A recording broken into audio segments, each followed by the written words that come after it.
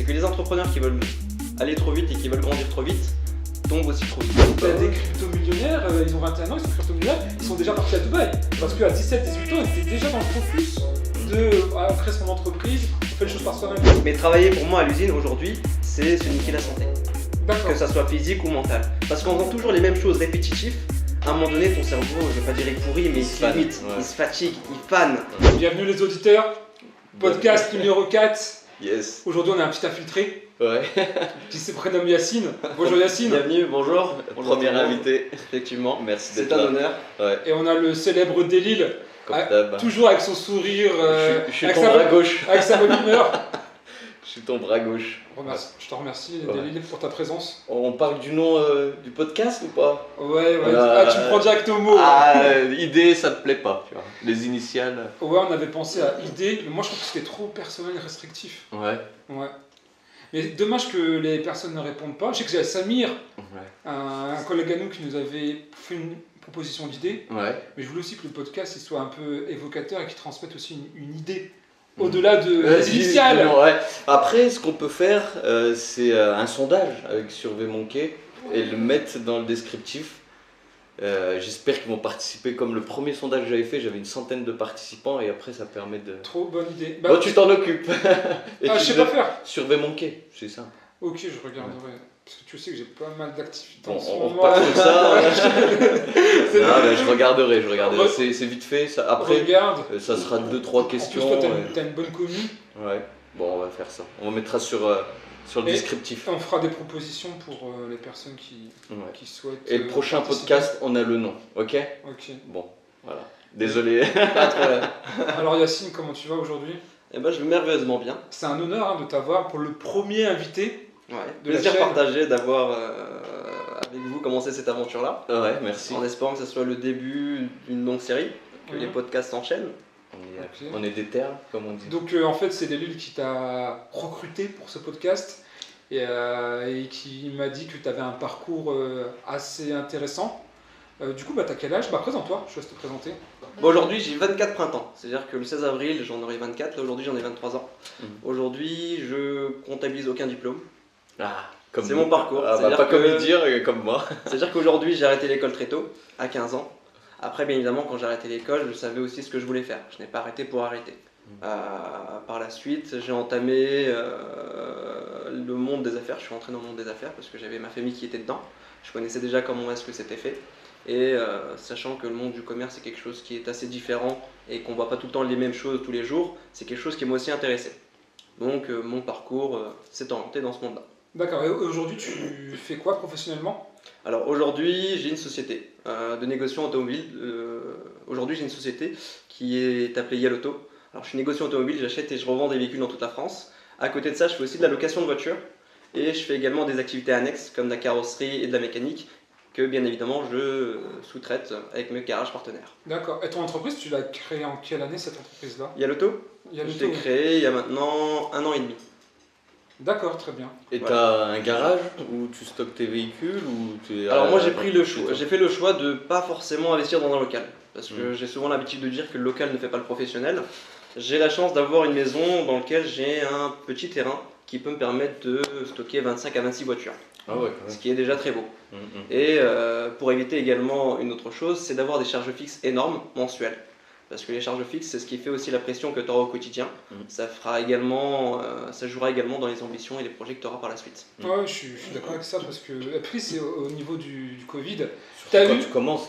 Ouais, puis au niveau du réduire Covid, les il y a eu charges. cette nouveauté qui est arrivée où tout le monde était en fait confiné et les entreprises elles se sont posées des questions par rapport à ces coûts-là. Elles se sont dit Mm. comment on peut diminuer nous nos coûts et Mm. ben, en limitant les coûts liés au loyer, Mm. aux fluides aussi qui ont augmenté. Et donc on a de plus en plus de salariés qui commencent à travailler en C'est le télétravail. début aussi, c'est ce que je prodigue aussi à mes clients, c'est mettre à plat tes dépenses. Tu regardes ton relevé de compte, tu regardes, tu te dis qu'est-ce que j'ai fait.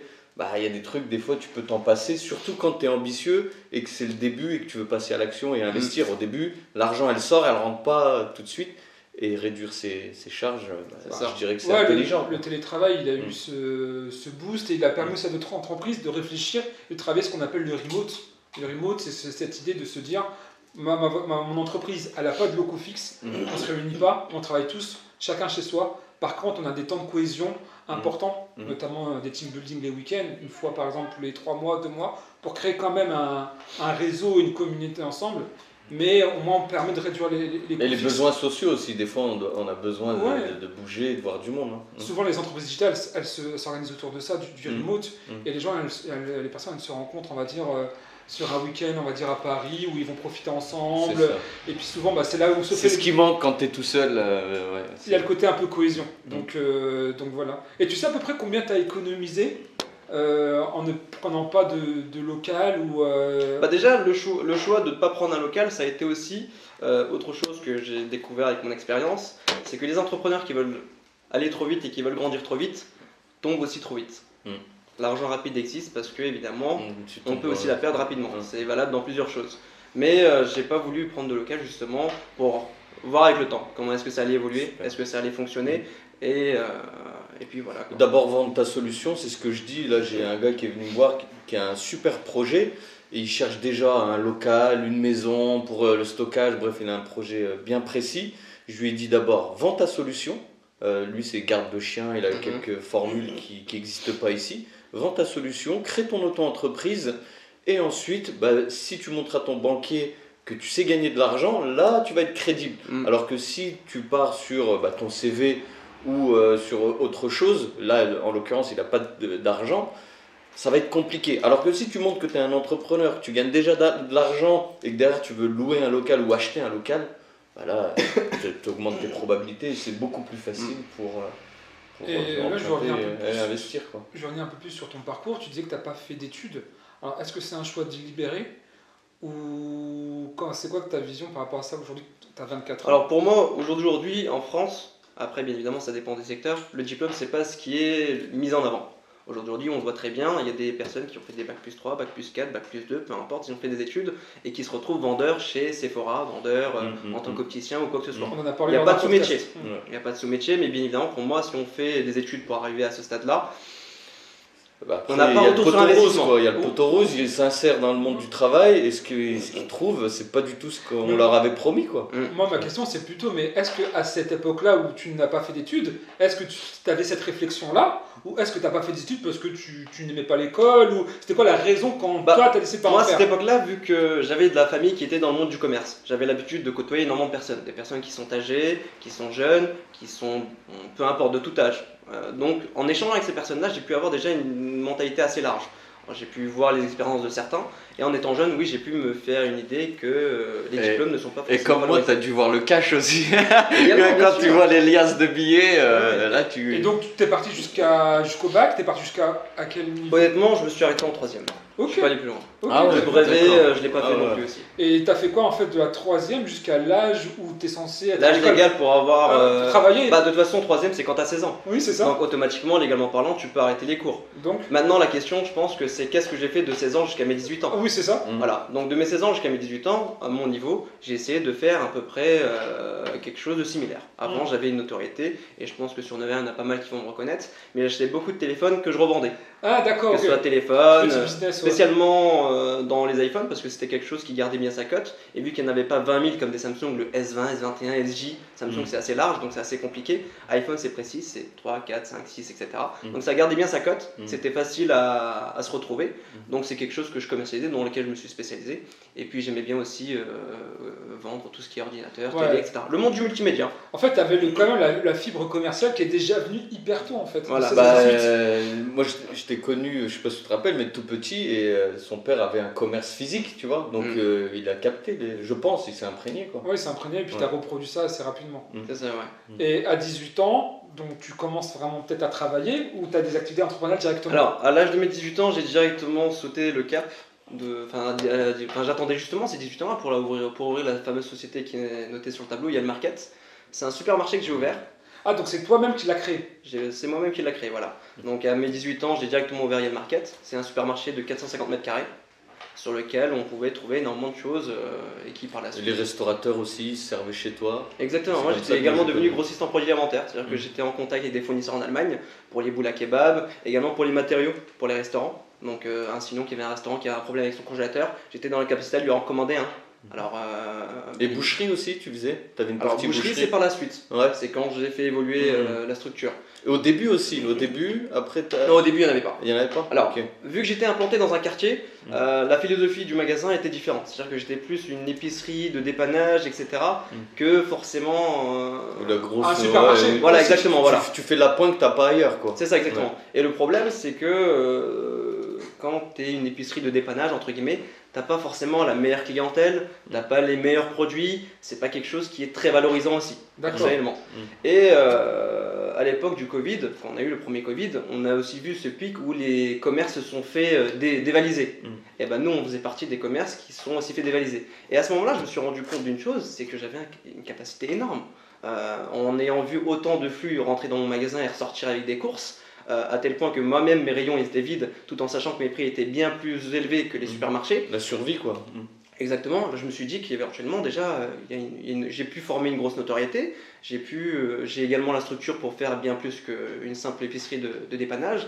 Et après ce pic de Covid, j'ai décidé d'ouvrir un coin boucherie et également un coin fruits et légumes. Ok, tu as développé en fait Exactement, j'ai développé, j'ai agrandi. la partie commerciale. C'est ça. Donc j'avais épicerie, j'avais la partie crèmerie, donc le côté froid. J'avais fruits et légumes, j'avais les épiceries français, orientales, j'avais un peu de divers, dans plusieurs nationalités si on préfère.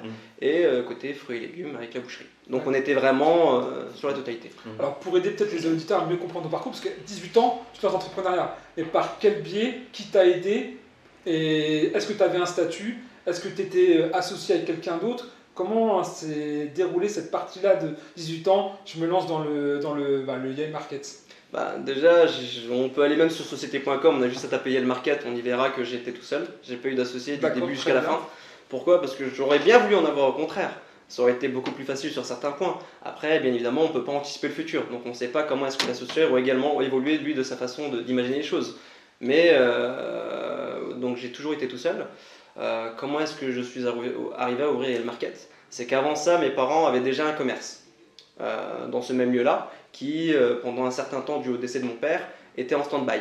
Donc par la suite, la solution c'était soit de le vendre, et puis on sait tous très bien qu'aujourd'hui, lors d'un divorce, lors d'un décès, c'est pas le meilleur moment pour vendre. C'est là, entre guillemets, les personnes qui achètent le commerce ou la chose font une bonne affaire. Font la plus-value, ouais. Et bien évidemment, en face, c'est la partie perdante. Donc ça, on l'a mis en stand-by jusqu'à que j'ai l'âge légal pour ouvrir une structure. Et à partir du moment où j'ai eu l'âge légal d'ouvrir la structure, j'ai décidé de reprendre le flambeau, entre guillemets. Reprendre le flambeau, c'est gros dire parce que j'ai fait une création et c'était complètement différent. Après, moi j'ai une question aussi, parce que 18 ans c'est jeune, et puis c'est surtout par rapport aussi à ton entourage. Tu as 18 ans, tu te lances dans un gros projet qui est assez lourd, parce que ouvrir un Yale Market, un marché, ça demande de travailler tard le soir, de faire ses approvisionnements, donc ça demande beaucoup de temps. Comment toi, avec tes potes, tu peux gérer et te dissocier un peu de leur vie, parce que tu as une vie quand même complètement différente par rapport à tes amis, je pense. Alors, pour en revenir à ça, la suite de l'histoire, on va justement y revenir, mais c'était compliqué. C'est-à-dire que quand on a un magasin comme ça, on n'a pas de vie sociale. Exactement. Parce que déjà, dans un premier temps, à savoir que dans un supermarché, c'est l'alimentaire. Pour stocker l'alimentaire, il faut un local. Pour vendre l'alimentaire, il faut des frigos. Les frigos peuvent tomber en panne. La date de péremption des produits, il y en a une. Donc tu peux pas prendre des vacances quand tu veux. Quand tu prends des vacances et que tu n'as personne sur place, il faut absolument fermer les boutiques. Donc si tu fermes une boutique, il n'y a plus de gain d'argent, etc., etc. Donc c'est beaucoup de choses qui ont été assez compliquées. Mais heureusement pour moi, j'ai su... Ouais, comment mentalement, comment tu as résisté? Tu te dis, ouais, ok, moi je me mets focus que sur ce projet-là, et toutes les tentations, on va dire, autour, liées par la famille et les amis, comment tu te détaches de ça, tu vois? C'est quoi ton truc? En réalité, les tentations qui étaient à côté, elles étaient qu'éphémères.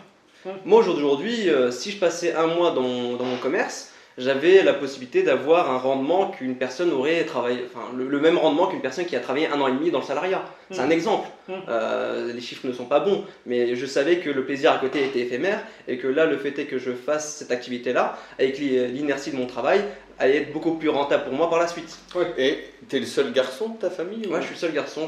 Après, il y a eu le décès de ton père, si j'ai bien compris. Après, tu reprends l'affaire. C'est ça. Et après, il faut assumer, quoi. Il y a ça aussi, je pense, qui l'a poussé à faire plus que les jeunes de 18 ans d'aujourd'hui, quoi.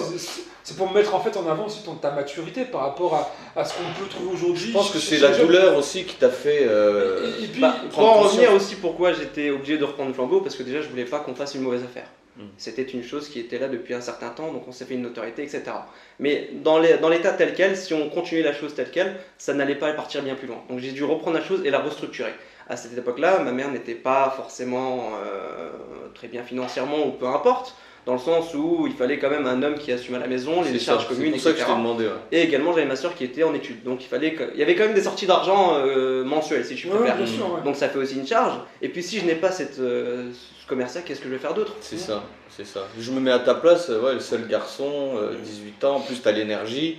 Et tu étais là depuis gamin, tu traînais dans le magasin, et ça pouvait être que toi en vrai. Il y a ce que je remarque, c'est qu'il y a de plus en plus de jeunes aussi qui sont abreuvés par l'entrepreneuriat, par les signaux qu'ils ont des réseaux sociaux, et je pense qu'ils osent de plus en plus vite et de plus en plus jeunes à s'en lancer en fait. Ouais, T'as des crypto-millionnaires, ils ont 21 ans, ils sont crypto-millionnaires, ils sont déjà partis à Dubaï, parce qu'à 17-18 ans, ils étaient déjà dans le focus on crée son entreprise, on fait les choses par soi-même. Alors qu'avant, on avait moins d'informations, moins on va dire Et il y a l'environnement aussi. Là, il avait l'environnement. Pour moi, c'était comme moi, mon père il avait un restaurant, etc. J'ai toujours vu l'entrepreneuriat. Pour moi, l'époque, il jouait énormément dans le sens où la manière de se faire de l'argent évolue avec le temps. C'est-à-dire qu'il y a une époque où on gagnait de l'argent de telle façon qu'aujourd'hui, on peut la gagner, mais elle n'est plus aussi rentable ou meilleure que les nouvelles solutions.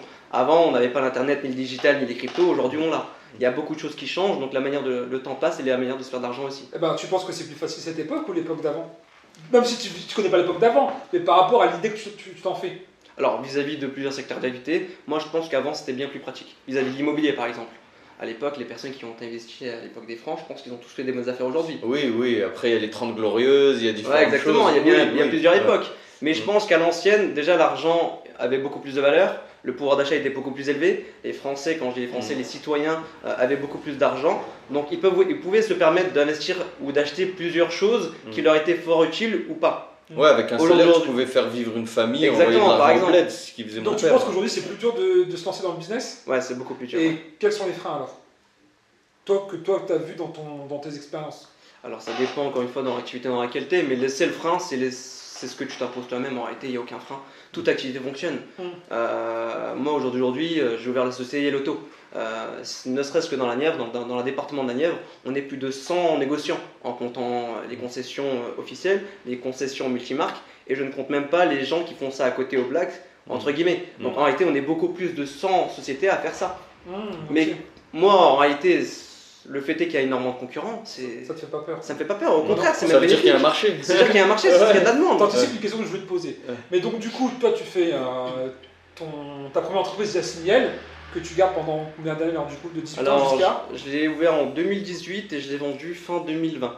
Ok, donc 2 ans. Donc 2 ans de croissance rapide alors. Exactement, ouais. Okay. Et du coup, je disais, après le pic du Covid, je me suis rendu compte du potentiel et j'ai voulu exploiter ce potentiel-là pour vendre le commerce. Parce que moi, dès le début, quand j'ai pris le commerce, je voulais pas le vendre à déficit, je voulais pas le vendre à perte, je voulais pas le vendre pour une bouchée de pain, si je préfère.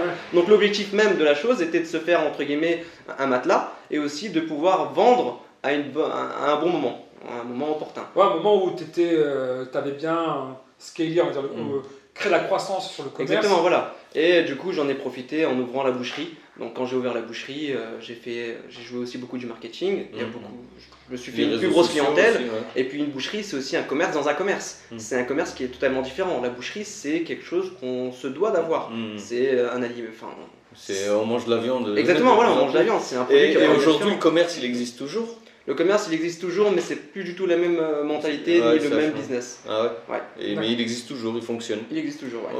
Ok. Et donc du coup, pendant ces 2 années, tu as appris quoi alors, pendant 2 ans? Quelles sont les compétences que toi, tu as réussi à acquérir, selon toi, pendant ces 2 années? Pendant ces 2 ans-là, avant de faire ces 2 années-là, j'entendais souvent dire à côté, à droite, à gauche, que via les entourages, via Internet, qu'il y avait certaines personnes dans leur vie qui gagnaient très bien leur vie. Si je te donne des chiffres, par exemple, je connais des personnes qui me disaient oui, voilà, moi je gagne 6, 10, 5, 15 000 euros par mois, mais j'ai arrêté ce que je faisais parce que ça me plaisait pas. Moi avant, je trouvais ça ahurissant qu'une personne qui gagne 10, 15, 5 000 euros par mois dise ça. Tu sais, tu te dis oui, tu serres les dents, pendant 3-4 ans tu mets de côté, etc. Exactement, tu dis ouais, pendant 3-4 ans tu serres les dents, tu mets de côté, et puis après tu changes éventuellement. Mais faire quelque chose que tu n'aimes pas, ça joue sur ton moral, sur ta mentalité, sur ta santé et sur beaucoup de choses. Donc ça m'a appris aussi cette chose-là. ça m'a appris énormément de choses, la valeur de l'argent aussi. Parce D'accord. que dans le monde de l'alimentaire, quand on gagne de l'argent, on ne gagne pas des mille et des mille, on gagne des centimes et des centimes, mais c'est le volume qui fait qu'on gagne de l'argent. Donc ça m'a aussi appris la valeur de l'argent. Je ne dépense pas tout et n'importe quoi, Donc, n'importe comment. devenir un meilleur gestionnaire. Ah, Ouais, les gestionnaire ratios, également, voilà. prix d'achat, prix de vente. C'est ça. Et après, je sais pas si tu avais d'autres questions. Non, mais donc de 18 à 20 ans, tu as fait le commerce. Mm. Et après, à 20 ans, donc tu vends la société. C'est ça. Et après, tu décides de faire quoi? Alors après, je décide de me permettre une année sympathique. Je voulais me dire que... Sabbatique. Sympathique, voilà. En gros, je voulais faire une année de vacances. Voyager un petit peu à droite à gauche, etc. Mais le problème que j'avais, c'est que... Le problème qu'on avait à cette époque-là, c'est qu'il y avait le Covid. Donc on avait la restriction, les frontières étaient fermées, etc. Voilà, et moi, vu arnaque, que quoi. je suis double nationalité et que j'ai la nationalité turque, je pouvais aller qu'en Turquie, sans être restreint, entre guillemets. Donc je suis allé en Turquie, j'ai fait le tour de la Turquie. Et bien évidemment, avant d'aller en Turquie, j'ai fait le tour de la France. La Côte d'Azur, Annecy, le Nord, Biarritz, Bordeaux. T'as etc. profité, quoi. Et Exactement. t'as cramé tout l'argent. Non. Vive la jeunesse. Non. Non, elle a pas cramé tout l'argent parce que c'est un beau gestionnaire. Après, peu Et- importe. hein. D'accord, donc tu as fait une année sabbatique, et après cette année, ça peut faire du bien, ça peut Bah ouais. rebooster, C'est repenser, parti. réfléchir à soi-même. Ouais. Et derrière, ça donne quoi? Les bouteilles Côte Ah, derrière, d'Azur. concernant l'année sympathique ou après l'année sympathique? Après l'année sabbatique, du coup, Après l'année sympathique, je voulais également connaître cette vie de travailler pour un salaire. Parce que moi, j'ai jamais travaillé pour un salaire. Je savais pas ce que c'était que travailler pour 10 € de l'heure. Je connaissais pas cette valeur du temps. ouais. Parce que pour gagner de l'argent, on donne du temps. Mhm. Et je voulais connaître ce monde-là. Donc je suis allé dans des usines. Peu importe, hein, j'ai fait en sorte de prendre vraiment les pires pour avoir la meilleure expérience, entre guillemets. Bien. Je partais pas dans des trucs les plus tranquilles pour me dire ah, en fait c'est cool, etc. Déjà, il fallait rentrer. Ouais, voilà, il fallait rentrer. Ouais. Donc je vais voir certaines intérims, etc. Tu sais, tu as 20 ans, tu leur donnes un CV tout vide, aucun diplôme, aucune langue, rien du tout. Moi, il était vide. C'est limite Ouais. s'il y avait mon nom, prénom et. Bah, t'as mis comme tes Même pas le expériences. brevet. Ouais. Ouais, mais bon, ça faisait pas tout non plus, tu vois. Ok, et donc comment ça s'est passé alors cette incursion dans le marché du travail? Donc on m'a donné en intérim, en m'étant inscrit dans plusieurs intérims, on m'a donné qu'une mission. C'était une mission de 3 jours dans une usine. Et. On peut la citer ou pas? Après, je sais pas si la société, elle Non, veut pas citer, mais. besoin. Après, Non, alors là, mais c'est pas, entre là, c'est nous, pas. raconte-nous comment t'étais. Tu te sentais comment ça s'est passé ces 3 jours? Bah, moi, je savais pas comment est-ce qu'on devait être.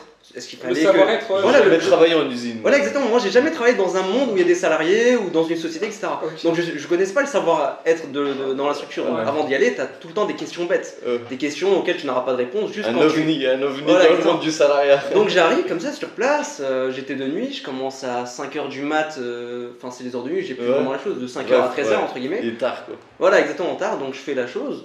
Moi, l'objectif n'est pas vraiment d'être rémunéré, c'est vraiment de connaître ce milieu-là.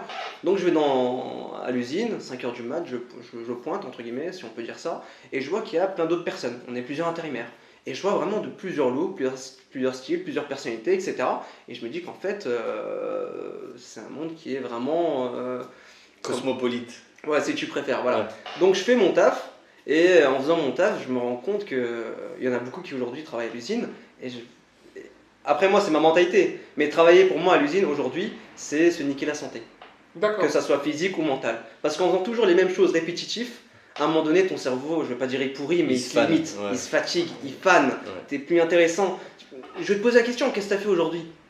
Comme T'étais d'hab. à l'usine, bah j'ai pris le vêtement, j'ai posé là. Ouais, j'ai mais pris le carton. respect, big up à tous ceux qui sont. Non mais vraiment, Ils sont peut-être dans la rat race, tu vois. Ouais, Il y a un crédit y a à pas tout payer. métier, bien ouais. évidemment. Après, on connaît pas la situation de certaines personnes. Ça se trouve qu'ils ont, je sais pas, des personnes à Ou assumer. ça leur convient. Ou Exactement, ça leur convient, voilà. ouais. J'en connais Chaque plein, personne a des ambitions qui sont ouais. différentes. C'est ça. Exactement. Et du coup, ouais, donc là, t'as fait 3 jours d'expérience uniquement? Alors, j'ai fait 3 jours d'expérience dans l'usine qui m'ont permis de voir qu'éventuellement ce n'était pas fait pour moi et que la santé était aussi très importante. Ouais, d'accord. Parce qu'à savoir qu'à l'usine, quand ils te payent, ils veulent te rentabiliser entre guillemets. Une minute avec eux, c'est une minute. Oui, Ils te laissent pas de répit. Et après, j'ai également voulu tenter une autre expérience parce qu'il faut jamais s'arrêter sur une. Et pourquoi est-ce que j'ai voulu aussi avoir ce côté salariat? C'est parce que quand j'avais aussi le projet d'ouvrir une société. Mais en ouvrant ma société, je voulais bénéficier de l'ARE, entre guillemets. Et pour bénéficier de l'ARE à cette époque-là, il fallait travailler 6 mois. Allocation retour à l'emploi, pour ceux qui savent pas. Voilà, exactement. Pour ceux qui n'ont pas d'habitude. Et en fait, en ayant travaillé ces 6 mois, en ayant comblé les heures qu'ils me demandent, j'aurais pu éventuellement, quand je crée ma société, pouvoir bénéficier d'un revenu, même si elle ne tourne pas. Entre guillemets, c'est d'avoir une roue de secours. Et donc, j'essaie de combler ces 6 mois. Donc, je vais sur Indeed. LinkedIn, ouais. Non, Indeed. Non, LinkedIn c'est bien différent. Ah, Indeed. Indeed, ouais. Ok. LinkedIn c'est comme un réseau social, j'ai Ouais. pas réussi à m'y faire. Ouais, Donc ouais. Indeed c'est assez pratique, hein. Tu Ouais, mets tes c'est- coordonnées, le ouais. CV, t'envoies et puis c'est facile. Ah, En ok. quelques Si, clics. je connais en plus. Donc j'ai envoyé quelques CV à droite à gauche, etc. J'attendais pas forcément un retour favorable de beaucoup de sociétés, dû au fait est que j'avais un CV qui n'était pas trop garni. Donc j'ai reçu le retour d'une société, et c'était une société de vente en porte-à-porte. Entre guillemets, on devait aller démarcher les clients en porte-à-porte et Je l'ai vendre fait, des ça. produits. Ouais, Et c'était dans la rénovation d'habitat. je l'ai fait. 2 ans. Je connais rien en toiture, parce que c'était une société qui était spécialisée dans la toiture. Je connais rien en toiture, je connais rien en tuiles, je connais rien en travaux, je connais rien en énergie, je ne connais rien de rien. C'est un nouveau monde, ça me va, c'est parfait. Donc je me lance Toujours en salarié, hein. toujours en salarié, ouais voilà, c'est du salarié. Et du coup je me lance dans la chose, ils me font une petite émission au sein de la société, ils me forment Bien également, sûr. ils me mettent avec quelques collègues. Et je me suis rendu compte aussi d'un autre potentiel, c'est que le matin quand on sortait par exemple, on avait des secteurs prédéfinis ou peu importe selon ce qui nous arrangeait. Ouais, il te pose dans une rue, tu toques. Je Voilà, connais. exactement. Ouais. Et moi, ça m'a choqué parce que c'est une société qui vend des prestations de rénovation. Et la rénovation, c'est pas ce qui coûte le moins cher. Donc, quelquefois, avec ce collègue-là en question qui était là pour me former, on partait taper, on ne connaît pas la personne, on l'a jamais vu. C'est Donc du one shot, ouais. Ouais, c'est du one shot, exactement. Ouais. Donc, on tape à la porte, on Tu sympathise. crées le besoin. Exactement, on crée le besoin, on cale l'idée, etc. Et par la suite, on prend rendez-vous, et lors du rendez-vous, on vend la chose. Des fois, il était possible de toquer à la porte le matin et de repartir chez la personne en question Avec l'après-midi. 3-4 000 balles de Et- vie Non, signée. et encore, c'était bien plus. Donc, on Ouais, est dans après la- ça dépend s'il y a un bouquet, ça Exactement. dépend s'il y a Donc la le matin, toiture. on tapait chez des inconnus, on sympathisait, on parlait, on mettait le besoin. L'après-midi, on se rendait chez la personne et on sortait avec un chèque de 30 000. Moi, quand je vois ça, j'ai halluciné. Avec un financement, Domo Finance, Exactement, ou voilà, donc, Cofidis. Déjà, la société, elle Mais baisse. c'est borderline, t'es d'accord avec Ouais. moi? Ouais, il y a de l'abus de faiblesse des fois. Alors certains- exactement, on voilà. est d'accord. Et aussi pourquoi, je vais en revenir. Donc moi déjà, il y a ce côté-là qui m'a choqué. Je me dis, mais attends, moi je suis là en train de travailler pour un salaire, pendant qu'il y a une société Qui qui se fait du x2. qui se fait du fois je ne sais combien, tu Ouais. vois, avec mon temps. Et quand je vois qu'il est aussi possible de gagner autant d'argent en peu de temps, pourquoi est-ce que moi aussi je pourrais pas? Tu fais travailler les autres, quoi. Ouais. Exactement, voilà. Donc le temps passe, etc. Et j'en apprends davantage sur la chose. Et cette entreprise-là, elle m'a également appris une chose, c'est que les valeurs ethniques, entre guillemets, sont aussi très importantes. Les valeurs ethniques. Ou éthique. Éthique, voilà, Ah, éthique, excuse-moi. ouais. On n'est pas communautaire alors. Communautaire, mais pas dans la- Les valeurs éthiques sont aussi très importantes pour moi. Ouais. Moi, je n'aime. Regarder dans le miroir, tu veux dire. Exactement, moi Ouais, je ouais. n'aime pas gagner de l'argent si je Salement. ne peux pas m'en valoir. Voilà. Ouais. Pour moi, l'argent sale, elle sera Ouais. aussi plus rapidement perdue. Ouais, bah ça on pourra en parler. J'ai vu des trucs de dingue, moi. Ouais, bah, c'est un milieu qui Ouais. est assez vaste. Donc intéressant, donc tu as fait le commercial en plus. Pur. Bah là, Le commercial le plus dur dans le sens où tu vas faire du toc à la toc. première porte que tu C'est fais, comme le si stress. C'est comme si on disait va faire de la drague de rue. c'est en quand même plus les de gars ça, qui quand vont dans ça, leur c'est jardin, bah là c'est. Et en c'est plus, quand filou je à faisais du 100%. toc-toc, dehors il fait froid, il Ouais. pleut, T'es c'est seul, désagréable, il y a t'es les seul. chiens, Ouais, les chiens. exactement. Des fois, tu rentres dans des maisons, Et t'as pas vu tu te quel fais chien il vient. insulter, il te balance la Exactement. porte à la gueule. Bien sûr, et en... Ça va, t'as les yeux bleus, regarde ma tête, moi. Non, mais pour avoir une statistique, c'est par exemple, si tu toques chez 10 ou 15 personnes, Bah, Ouais. c'est ça, tu joues sur la loi des nombres. ouais, on en parle souvent d'avoir des Après, grands nombres. t'as des étapes, t'as une dizaine d'étapes qu'il faut respecter. Ouais. Après, je sais pas si t'allais visiter les combles. Après, tu regardais. Et Ça tu... se faisait, oui, au fur et à mesure. Voilà, Après, t'avais on- des étapes à respecter. Tu faisais un croquis, t'étais conseiller technico-commercial, c'est ça? Alors, ouais, on peut dire ça, ouais. Ouais, bah ouais, mais Et, ça, t'avais. et tu sais que ça, c'est des métiers où les gens ils veulent plus faire parce que c'est trop dur C'est trop dur. d'être ouais. rejeté par Mais- les gens. mais t'as un ascenseur émocionnel, tu vois, tu passes de... Tu vois tes collègues qui ont signé, ils font la fête, ils sont contents, je sais pas si Ouais, toi c'est c'était ça, comme ouais, ça, toi exactement. t'es là, t'as pas signé, t'as l'ego qui prend le dessus, tu votes, tu prends ta bagnole, des fois tu prospectes tout Et- seul, je sais pas si tu le faisais Ouais, Est-ce que aussi. est-ce que tu trouves que ça c'est formateur comme expérience? Alors, c'est formateur, oui, mais c'est pas C'est positif. borderline. Ouais, c'est vrai, exactement. Ça ouais. peut te briser un homme. Pourquoi c'est formateur? En quoi c'est formateur? Parce que déjà, tu te prends énormément de refus. Ouais, donc ça te désensibilise au rejet. Ouais, ça te désensibilise, voilà, exactement. L'échec, tu l'as tous les jours. Ouais, exactement, tous les c'est jours. ça. Et tu le vois tout le temps en tapant en porte, et tu vois encore une fois les besoins de certains. Ça t'apprend également à discuter, à poser le créneau. Ça t'apprend également, par exemple, avec cette société-là, j'ai également été commercial dans les centres expo. Donc j'ai su comment vendre dans un centre expo. C'est quelque chose que j'ai toujours voulu faire par curiosité. C'est un jeu. quoi. Ouais, exactement, c'est un film. jeu. Ouais. C'est ça. Du coup, tu enchaînes sur une activité commerciale en tant que salarié pendant combien de Avec temps tu des fais? particuliers. Dans 6 mois alors? Si c'est Alors, pas- Alors, quand j'ai commencé à travailler avec cette société-là, les premiers mois, en règle générale, ils en disent long. Mm. Et quand j'ai commencé ce premier mois, Et je me suis dit non, je vais pas pouvoir, c'est compliqué, j'arrive pas à trouver d'autres sociétés à côté qui me ressemblent, dans lesquelles je vais pouvoir travailler, qui me correspondent à mes valeurs, etc. Peut-être que j'aurais peut-être pas forcément besoin de cet aéro. Je vais peut-être pas compter dessus.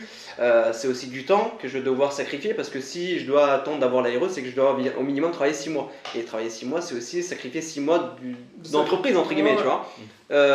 Donc par la suite, j'ai vu que le premier mois ne me correspondait pas forcément. Ah, t'as fait quelques semaines alors, 2-3 semaines. Non, j'ai fait 2 mois et demi. 2 mois et demi. Mais lors du premier mois, je me suis rendu compte que ça ne me correspondait pas. D'accord. Donc ce qui a fait que je me suis concentré sur mon idée principale, qui est l'entreprise Yellowto. Et en me concentrant sur cette activité-là, le manager, le directeur, il s'est rendu compte que je n'étais pas forcément très présent, que j'avais encore les idées très vastes, que je n'étais pas concentré spécialement que sur l'entreprise. Et on le sait tous très bien, si aujourd'hui tu as un salarié qui n'est pas concentré dans ta boîte, tu sais très bien qu'elle ne va pas durer longtemps. Surtout en tant que commercial. Voilà, exactement. Donc moi j'ai continué jusqu'à 2 mois et demi pour voir jusqu'à combien est-ce que j'aurais pu tenir un maximum. Mais au bout de 2 mois et demi, le directeur il m'a appelé, il m'a dit écoute Yacine, vis-à-vis des échanges que tu as eu avec les collègues, etc., j'ai pu en... On arrête là quoi. Voilà, on arrête là parce que Bah, tu as beaucoup trop de projets. Je dis pas que tu n'es pas bon, mais tu as beaucoup trop de projets et sur la longévité, c'est pas une très bonne chose. Et comment il peut t'arrêter alors que pourquoi tu avais encore un préavis? Comment ça s'est passé en fait? Ah bah dans ces métiers-là, T'as pas de CDI, hein, tu sautes rapidement. Ah ouais, et même t'as même pas de minimum, t'as pas de SMIC je crois. Bah, en fait, C'est une avance si tu fais pas de vente. Exactement, ouais. Il y a un nom bien spécifique au et tu te contrat. fais rembourser. Tu vois, sur tes futures commissions, ils se remboursent. La boîte se rembourse, tu vois. D'accord. Donc tu as jusqu'à un seuil, on va dire 10 000 balles de chiffre d'affaires. Ouais. Là, tu rembourses ton SMIC. Et ce que tu as au-dessus, tu vas prendre 15, 20, 30% de ta vente, quoi. C'est D'accord. ça. Tu vois. Ok. Donc du coup c'était facile de rompre. Et toi tu étais d'accord avec ça alors? Bah, ça m'a pas dérangé vu que j'avais ma solution et que je commençais déjà à me concentrer dessus. Et après, cette expérience-là aussi m'a appris pourquoi est-ce que j'ai été, entre guillemets, je vais pas dire viré, mais je sais pas si on peut dire viré, parce que ça a été un accord commun. Ouais, bah entre après, guillemets. ça dépend ce que tu vois quand tu parles de virer. L'image que tu as dans le mot virer, c'est pas on Ouais. prend tes affaires. Bah, virer, dans pour les moi, films, on vire quoi. quelqu'un parce qu'il n'a pas respecté, ou il n'a pas été assez performant, ou il a été. C'est rare que ça se passe comme ça. Virer, Souvent, c'est c'est que la communication. Virer, c'est et par c'est exemple le cas. tu étais installé dans un métier que toi t'appréciais, que tu voulais rester, et que derrière l'employeur te dit non mais en fait tu fais pas l'affaire, Oui. t'as pas l'expérience ou peu importe les raisons invoquées, C'est ça. et qui te jette. Ouais. Alors que toi tu étais plutôt dans une phase de transition où en fait il a compris que ça allait pas aller bien loin, donc il t'a dit ok bon vaut mieux arrêter là. Donc du coup c'était plutôt un commun accord. Ouais, exactement, voilà. Et pourquoi est-ce qu'on en est arrivé à là? Pourquoi il a eu cette conclusion-là? C'est parce que je savais pas, moi, je connais pas le monde du salariat, je ne connais pas les collègues, je sais pas comment se comporter, etc. Mais ça m'a appris que avec les collègues, faut rester collègue. Ah, parce Faut qu'ils pas t'ont en dire. ils t'ont balancé. Exactement, ouais, voilà. Ils ont monté certaines informations qui pour moi... Surtout dans ce domaine-là, moi je me suis embrouillé avec des collègues. Ouais, énormément, Je suis c'est resté incroyable. plus Parce de qu'il 2 ans, moi. y a de la concurrence entre vous en fait. Bah, c'est des requins, quoi. C'est des requins. Et le truc aussi qui quand m'a t'es énormément gentil, bah, dégoûté, tu te fais, Ouais, effectivement. Et le truc qui m'a énormément dégoûté, c'est les lèche-culs, l'hypocrisie. Ouais. Tu sais, Les il y a- doubles discours.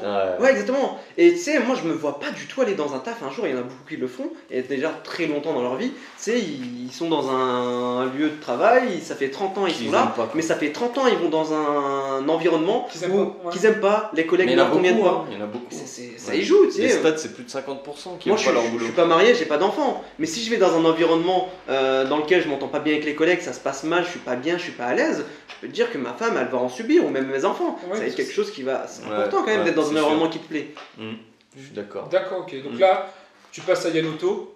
Voilà. Pourquoi l'automobile? Voilà, c'est ma première Alors, question. avant- C'est comme les téléphones en fait. Ouais. Mais en plus gros. Mais pour en revenir au truc, pourquoi après Yale Market j'ai décidé de toujours. Parce qu'en réalité, Yale Market c'était aussi déjà quelque chose qui était déjà là. Après, je l'ai juste restructuré, Ouais, je l'ai t'as créé développé, ouais. et je l'ai développé. Mm. C'était déjà une base. Mais par la suite, pourquoi est-ce que j'ai décidé de continuer dans le monde de l'entrepreneuriat? Parce que moi aujourd'hui, j'ai pas le brevet, j'ai pas le bac, j'ai rien. Et aujourd'hui, on va pas se mentir, les seules choses que je vais pouvoir faire, c'est être payé, payer 10, 12, 13 euros au maximum de l'heure. Ouais. Je vois pas quel autre poste peut m'être défini. Serveur ou. Voilà, exactement. En fait, j'avais juste à offrir mon temps à des sociétés. Mm. Et aujourd'hui, la main-d'œuvre qui n'est pas forcément de qualité comme ça, on en a énormément. Donc, quand on a énormément, on peut se permettre de payer le moins possible. Ouais, en fait, C'est ça. si j'ai bien compris ta vision, tu dis ok, moi le salariat c'est pas pour moi, donc je veux redevenir entrepreneur, et c'est à ce moment-là que tu repars sur l'automobile. C'est comme ça que ça s'est fait Bah, dans ta tête en fait? En fait, je me suis rassuré dans le sens où, quoi qu'il arrive, le monde salarié n'était pas fait pour moi, pour les raisons que j'ai pu citer avec la société de Rénov en habitat. Enfin, rénovation de la voilà, exactement, voilà. Donc j'ai vu déjà tous ces éléments-là qui me dérangeaient, que ce soit les collègues, la valeur éthique, la rémunération, et également, une grande partie de la rémunération. Parce qu'en réalité, si tu veux voir les choses grandes, aujourd'hui en France, tu peux travailler que 48 heures sur un contrat. Donc tu peux pas, si je me trompe pas, c'est ça. Hein. Je crois. Tu peux travailler que 48 heures par semaine dans un contrat. Ça dépend, peut-être des consécutifs qui peuvent te monter jusqu'à 50. Si t'es cadre aussi, jusqu'à une cinquantaine d'heures, mais sur un volume de semaines dans l'année qui ne peut pas excéder, je crois, 12 semaines. Exactement, voilà. Mais même quand tu prends tous ces heures-là et que tu les additionnes par le nombre d'heures travaillées, tu fais de la multiplication. Voilà, à la fin du mois, c'est toujours pas fou par rapport à ce que tu investis. Oui. Et le jour où tu quittes la boîte, t'as plus rien du tout, tu perds tout. T'as ton solde de tout compte, attends. Non mais moi par exemple, même ne serait-ce que ça, je connais pas tout ça, solde de tout compte, panier repas, etc. Moi quand je suis allé travailler en usine, on était une grande équipe et il y avait des gens qui débattaient. Alors je fais pas d'amalgame, il n'y a pas de petits sous, un sou et un sou fait 2 sous. Mais il y a des gens, ils étaient là en train de dire oui, moi je gagne 10,24€ de l'heure. Et on a un autre qui me dit ouais, je gagne 10,35€ de l'heure.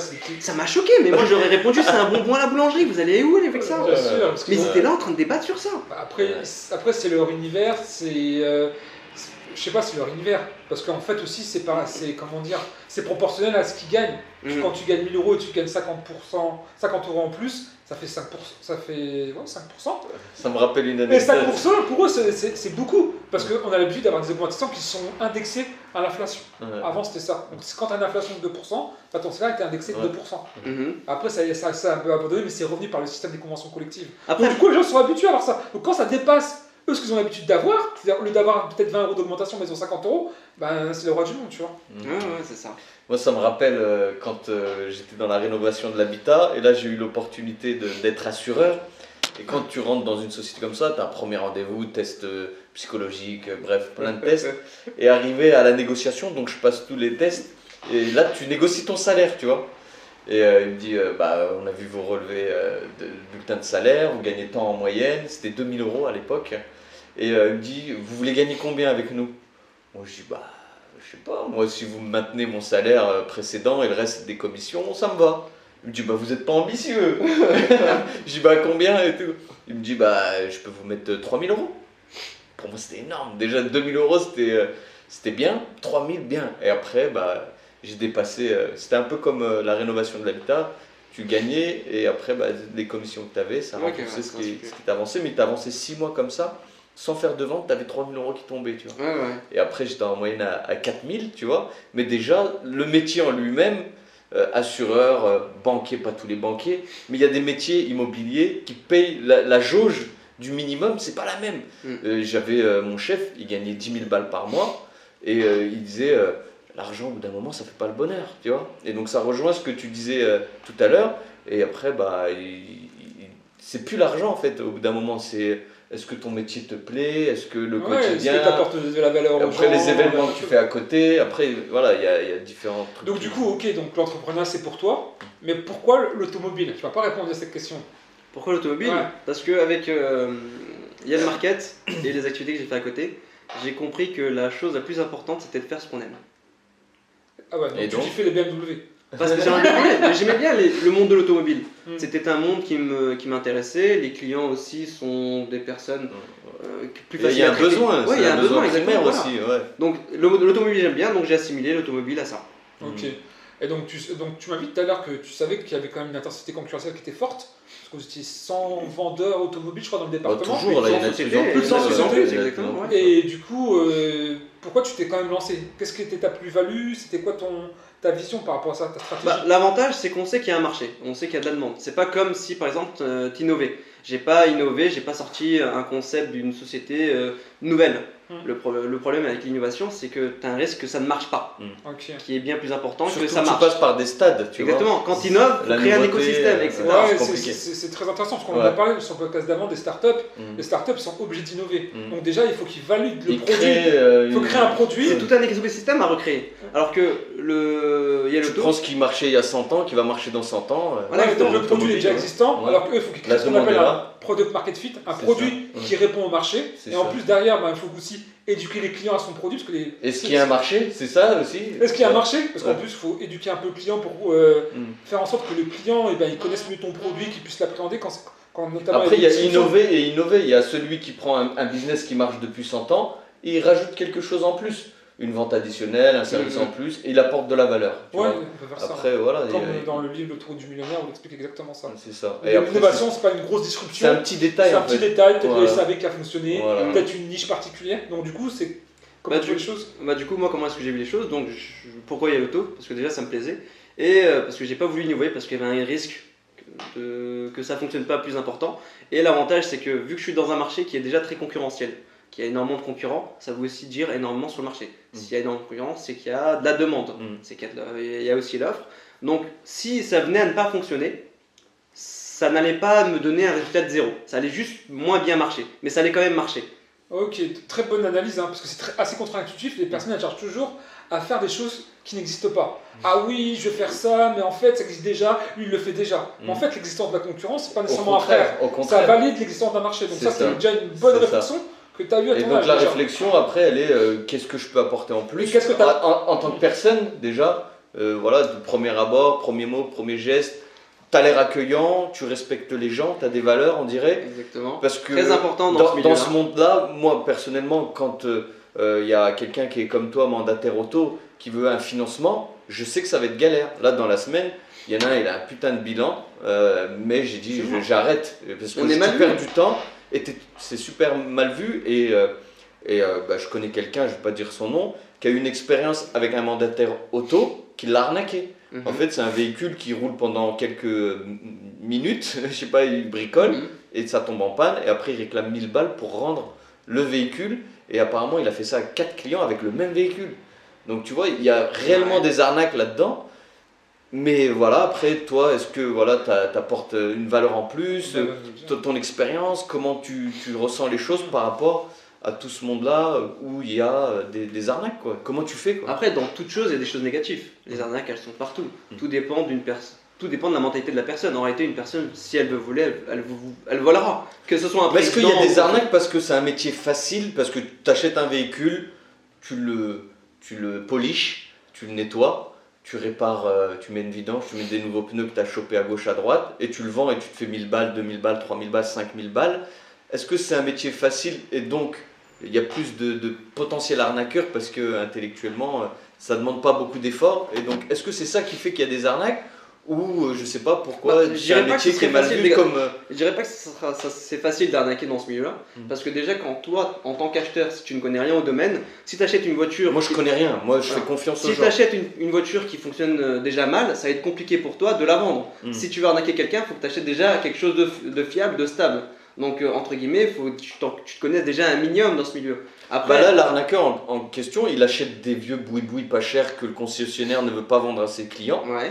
et il les refourgue comme si le véhicule était nickel, tu vois. Ouais, Et donc avec une décote de 20%, on va dire, et le pigeon qui voit ça, il dit c'est notre bonne affaire, et tu te concentres sur entre guillemets le côté cupide et que j'ai fait une bonne affaire et que tu regardes pas les petits détails où tu n'es pas entouré d'un Ouais, garagiste qui vient regarder. Ce que j'ai envie de Et dire, après- c'est la personne elle a une vision hyper court terme des choses. C'est-à-dire qu'à un moment, Bah, c'est ça. marche pendant 3, 4, 5, voire 20 clients, mais à un moment, son Mais tu vas sur réseau. Google, My Business, tu vois, une étoile. Bien sûr. Et Donc, est-ce que les gens font ça? Est-ce qu'ils ont ce Donc les réflexe-là avis clients, ils vont travailler contre lui, et puis dans 3 ans, il est plus là en fait. Donc c'est un C'est ça. concurrent. Ah en bah moins. c'est sûr, c'est Donc sûr. du coup, toi, c'est quoi ta plus-value alors dans ce milieu-là? Moi, dans ce milieu-là, ma plus-value, c'était d'avoir une philosophie qui est de ne pas faire aux autres ce que je n'aimerais pas qu'on me fasse. D'accord. Donc, en fonction dans ce principe-là, quelquefois même, il m'est arrivé d'avoir des clients qui ont eu des pannes qui n'étaient pas forcément prises en charge par la garantie légale de conformité ni la garantie commerciale.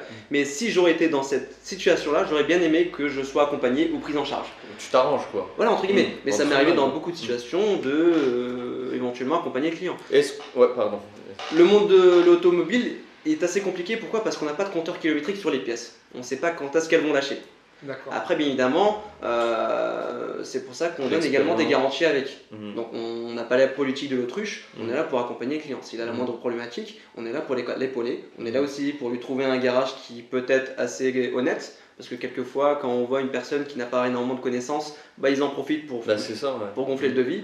Donc voilà, on apporte. Et comment ça se passe, toi? Tu prends un véhicule, est-ce que tu le fais, tu fais un audit expertisé pour voir s'il n'y a pas de vis cachés, de galères, et après tu le vends, ou est-ce que tu le prends, tu vends direct? Bah moi l'avantage vu que j'ai pas un débit énorme, Mhm. déjà quand j'achète le véhicule, je fais déjà dans un premier temps un check-up. Un check-up sur les éléments de carrosserie. J'ai un élément qui me permet de vérifier l'épaisseur de peinture sur chaque élément. Ah ouais, d'accord. Donc via cet élément-là, ça va me permettre de me dire si éventuellement le véhicule a déjà été repeint. Si oui, à quel degré? Par rapport à l'épaisseur de la peinture, je vais Et savoir. pourquoi aussi? Pourquoi ils le repeignent, quoi? Après, ça c'est la question que je pose. Malheureusement, sur des véhicules d'occasion, vu qu'il y a plusieurs mains, quelquefois ils sont pas capables de me dire qu'il a été repeint.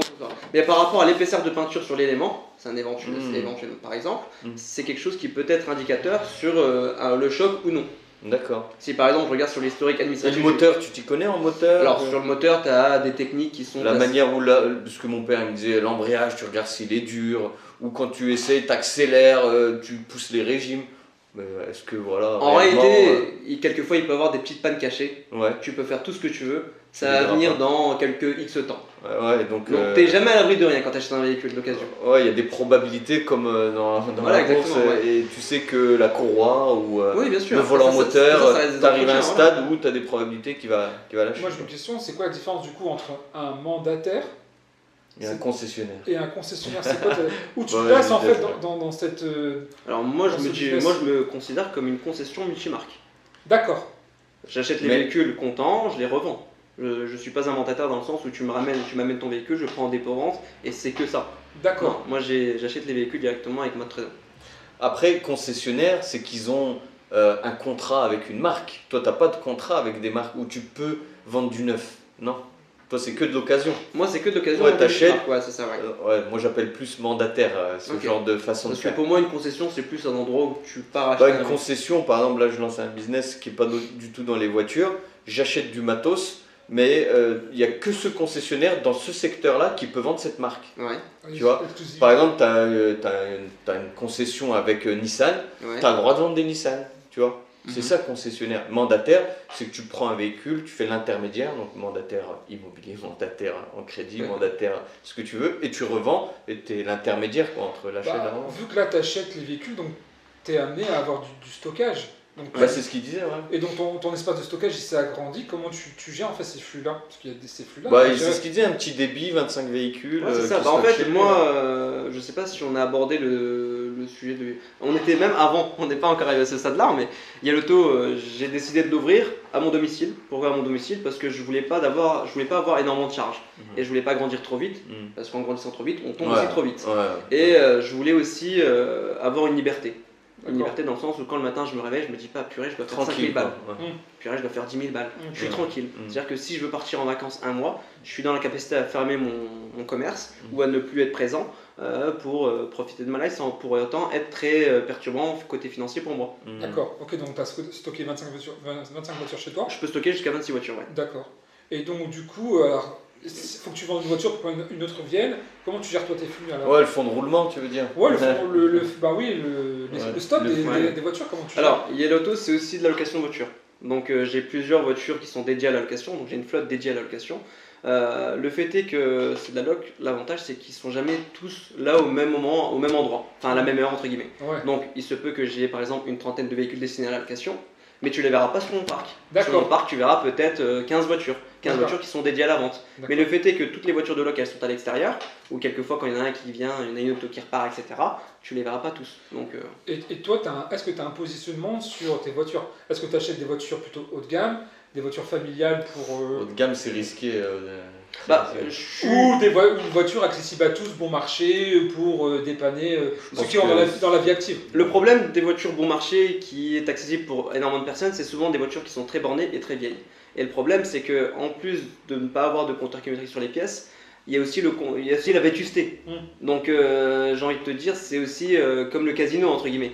Tu vas sur le noir, ça peut passer comme ne pas passer. Les anciennes voitures à petit budget, c'est à peu près ça. Ouais. Et C'est-à-dire donc que- tu es dans quelle catégorie? Moyenne? Bah, Classe? au début, parce que justement, il faut se forger une expérience, il faut Mm. également améliorer sa trésorerie. Je suis passé par là. Pour commencer, ouais. Exactement. Et puis par la suite, je suis monté en gamme petit à petit. Et là, je me considérais dans une moyenne gamme. Dans une D'accord. moyenne gamme qui reste des voitures assez belles, mais qui reste quand même accessible par énormément de personnes. Alors, si tu donnes un montant chiffré pour que les auditeurs puissent comprendre, ça correspond à quoi pour Entre ton 10 gamme 000 et 30 000. Entre 10 000 et 30 000. Voilà. De près, quelquefois ça peut m'arriver, mais on peut dire entre 7 000 et 30 000. D'accord. Voilà. La petite citadine, la berline familiale. Voilà, exactement. Le monospace, la berline, Ok. le coupé, le cabriolet. Ouais, tous les besoins quoi. Exactement. Et ouais. toi, est-ce que le fait d'avoir des kilomètres, c'est une condition pour acquérir le véhicule ou pas? Est-ce que Alors- les kilomètres pour toi ça rentre dedans? Non, pour moi, si tu as un véhicule, j'ai envie de te dire, l'obsolescence programmée, aujourd'hui, elle est répandue. Aujourd'hui, une voiture neuve, tu peux prendre l'exemple des PureTech, des TCE, Oula. d'énormes. Perdre. Tu connais un petit peu? Non, vite fait. Bah, il y a des actions de groupe en justice contre justement ceux qui ont créé ce moteur-là, mais c'est tout neuf.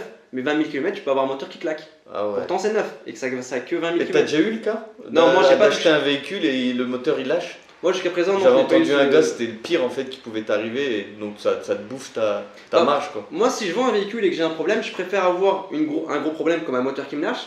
Parce que l'avantage, c'est que je saurais que le problème, c'est le moteur. Quelquefois, sur certaines voitures, quand tu vas la vendre, tu auras des problèmes, mais tu sais pas Ça d'où va est-ce que le engendrer problème il d'autres vient. problèmes, j'ai eu ça moi dans Voilà, sur ma donc le voiture. fait est que tu sais pas d'où vient le problème, ça va te prendre énormément de temps, tu vas perdre du temps, ça va te coûter aussi d'argent. Ouais. Et quelquefois, c'est bien mieux quand. De changer le moteur. Voilà, exactement. J'aurais dû faire ça après l'accumulation des frais en une année, j'ai eu 7000 € de frais. Ouais, sur la Et le Golf, là. volant moteur, la Oh là totale. là.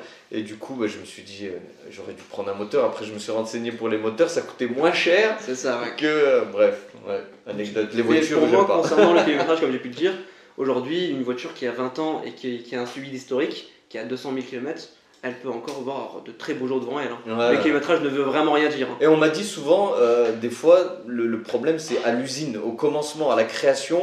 Il suffit qu'il y a un truc qui soit mal assemblé, la voiture elle aura des maladies toute sa vie, quoi, entre guillemets. On m'a Il dit se ça peut, aussi. Ouais. Après, bon, t'as la garantie constructeur qui t'y accompagne. En général, quand t'as Ils font quelque chose. galère qui est- des fois. Ouais, ils font galère. Après, c'est peut-être 4 ans, peut-être, et à passer une période, ça y est, la voiture elle est Moi, seule avec elle. Moi j'ai l'impression que les voitures quand même, je sais pas toi qui a un regard dessus, mais les voitures se sont améliorées. Hein. J'ai l'impression qu'elles durent beaucoup plus longtemps. Non, pas tu Non, penses pas toi? C'est Bah, toujours aujourd'hui, Toyota tu vois, le meilleur. C'est toujours- Ouais, ça reste Toyota, pour moi, ça Toyota, reste la le plus gamme fiable. numéro 1, le Ouais. plus fiable. En hybride, parce que c'est eux qui ont été les premiers dans l'hybridation, Ouais. ils sont très performants, il n'y a aucun problème, etc. Et en Toyota, Et c'est après, toujours été une bonne marque. t'as quoi tout en bas de l'échelle si on dit une marque qui claque souvent? Moi, J'imagine certaines voitures, mais ouais. moi les gammes que je commercialise pas, je vais être clair. Vas-y. Si par exemple tu m'amènes la voiture et que tu me la Ouais. donnes, je la veux pas. Parce que Vas-y, même vas-y. si je la vends, Ouais. derrière il y a tellement Il y un a des risque galères. énorme, Ouais. des galères que derrière, quoi qu'il arrive, l'argent que tu as gagné, Ouais. elle est sur. Casse-tête quoi. Voilà, exactement. Tu vois, C'est tu quoi sais que ça va sortir. Moi je vends pas de Fiat. Fiat D'accord. La marque 500, Fiat. tout ça. Fiat 500, etc. Ok. Je touche pas. Putain, en plus j'en veux une. Ouais. Ah, voilà. Ah non, Je veux la oublie, 500X. oublie Ah ouais. pas le Twingo. Bah attends, c'est bon, tu Twingo. Bah Twingo c'est Renault. Et Twingo, C'est fiable. Oui, Twingo Ouais, c'est c'est très bien. fiable. Ça Ah a ouais. marqué son histoire. Clio, Clio c'est très fiable. C'est quelque chose qui ont marqué l'histoire. Scénic. C'est Les Nick, premières, c'est aussi- c'était. bah, c'est quelque chose qui reste quand même fiable, ça a marqué Ouais. son histoire. D'accord. Après, encore une fois, il faut choisir la motorisation. Ouais. La Scénic, c'est une carapace. Oui, c'est le moteur oui. à l'intérieur qui est le plus important. Ouais. Tu peux avoir un. Dacia. Dacia, c'est la simplicité, ça passe bien. Encore Ouais, une fois, c'est costaud. t'as en le plus. DCI, t'as le TCE. Ça Oh. dépend des moteurs. Donc du coup tu me dis alors Fiat à éviter. Alors, Fiat, quel autre Alfa marque Romeo. Ouais, tous les Italiens quoi. Ouais, Alfa Et, Romeo. C'est dans le paraître. Non, Alfa Romeo, Range Rover et Opel. D'accord. Voilà. Après, quoi qu'il arrive, moi je suis vraiment spécialisé dans de la française et de l'allemande. Ah ouais. D'accord. Mais c'est les 4 marques Ouais, que ça j'évite. Ok. Alors Volkswagen, ça va? Bah, c'est de l'allemand donc ça Ouais. passe. donc du coup, qui dit concurrence dit ok, tu fais ton positionnement, tu es plutôt dans la satisfaction client et donner des voitures de clients des voitures de qualité à tes clients. Et c'est ce que là. Alors du coup, comment tu as fait toi pour te développer, pour développer un peu ton commerce? Parce qu'il a quel âge? Il a 3 ans, 2 ans 2 ans? Yaloto, il a 1 an et demi, on part Un sur ces an et 2 demi. ans là. On part sur ces 2. Donc du coup, comment toi tu t'es développé, comment tu t'es fait connaître avec ce business?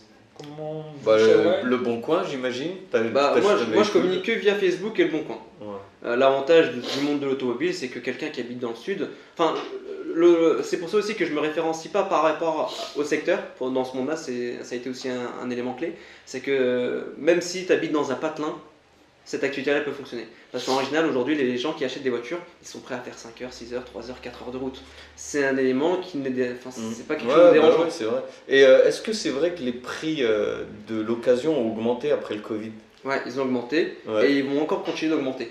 Ah Avec ouais. la nouvelle taxe qui est rentrée en vigueur sur le malus du poids et le malus en CO2. Et ils ont été déplafonnés, maintenant c'est devenu une catastrophe. Ah ouais. Et aujourd'hui, on le voit très bien, hein, quand tu vas dans une concession, la partie occasion est bien plus développée que la partie neuf. Ils vendent de moins en moins de neuf, ils vendent de plus en plus des lois, parce que c'est bien plus facile de vendre une mensualité. LDD aussi, Exactement. ils proposent ça à chaque fois. Ouais, bah, c'est des mensualités, hein, ils vendent Ouais. des mensualités. Et à côté, ils développent leur parc d'occasion. Donc D'accord. maintenant, ils vendent eux-mêmes de l'occasion. Quoi. Donc du coup, toi, tu fais Facebook, parce que t'as quoi? T'as un groupe Facebook, t'as Une juste une communauté. page classique, Une page classique, ouais. que t'alimentes. Ouais, que D'accord. j'alimente, etc. Et sur le Bon Coin, est-ce que tu utilises stratégie payante ou juste Non, l'organique? juste je mets l'annonce, voilà. Ouais, Après, l'organique. je fais en sorte, quand j'achète, j'ai souvent l'habitude de dire que quand on gagne, c'est à l'achat. Parce que c'est l'achat qui déterminera ta marge, entre guillemets. D'accord. Donc je fais en sorte d'acheter des choses Comme qui tout, sont. quoi, comme l'immobilier. Ouais, comme beaucoup de choses. Donc tu es plutôt en chasse. Donc ton plus gros du travail, toi, c'est de chasser les bonnes voitures. Ouais, c'est ça. Après, au début, j'étais obligé de faire ça, de chasser beaucoup de voitures, de prospecter pour trouver des voitures. Parce qu'il faut aussi les trouver, pour les vendre, il faut aussi les trouver. Il faut s'y connaître, Exactement, l'Argus et tout. Voilà, exactement. Et donc, vu que tu commences, il y a énormément de choses que tu ne sais pas, que tu apprends dans le tas, que tu n'as pas l'expérience, que tu n'as pas les contacts, tu n'as pas forcément les garages partenaires à tes côtés, les plus honnêtes. Donc c'est pour ça que j'ai également décidé de commencer petit, c'est pour également forger une expérience. Et toi, tu t'as fait quoi? Tu t'es formé ou t'as appris comme ça dans le tas par... Bon, t'as acheté un petit Autodidacte. véhicule, t'as dit, Bah, t'as pris le risque quoi. Ouais, voilà, c'est ça. J'ai acheté des petits véhicules que je revendais. Au pire, tu perds.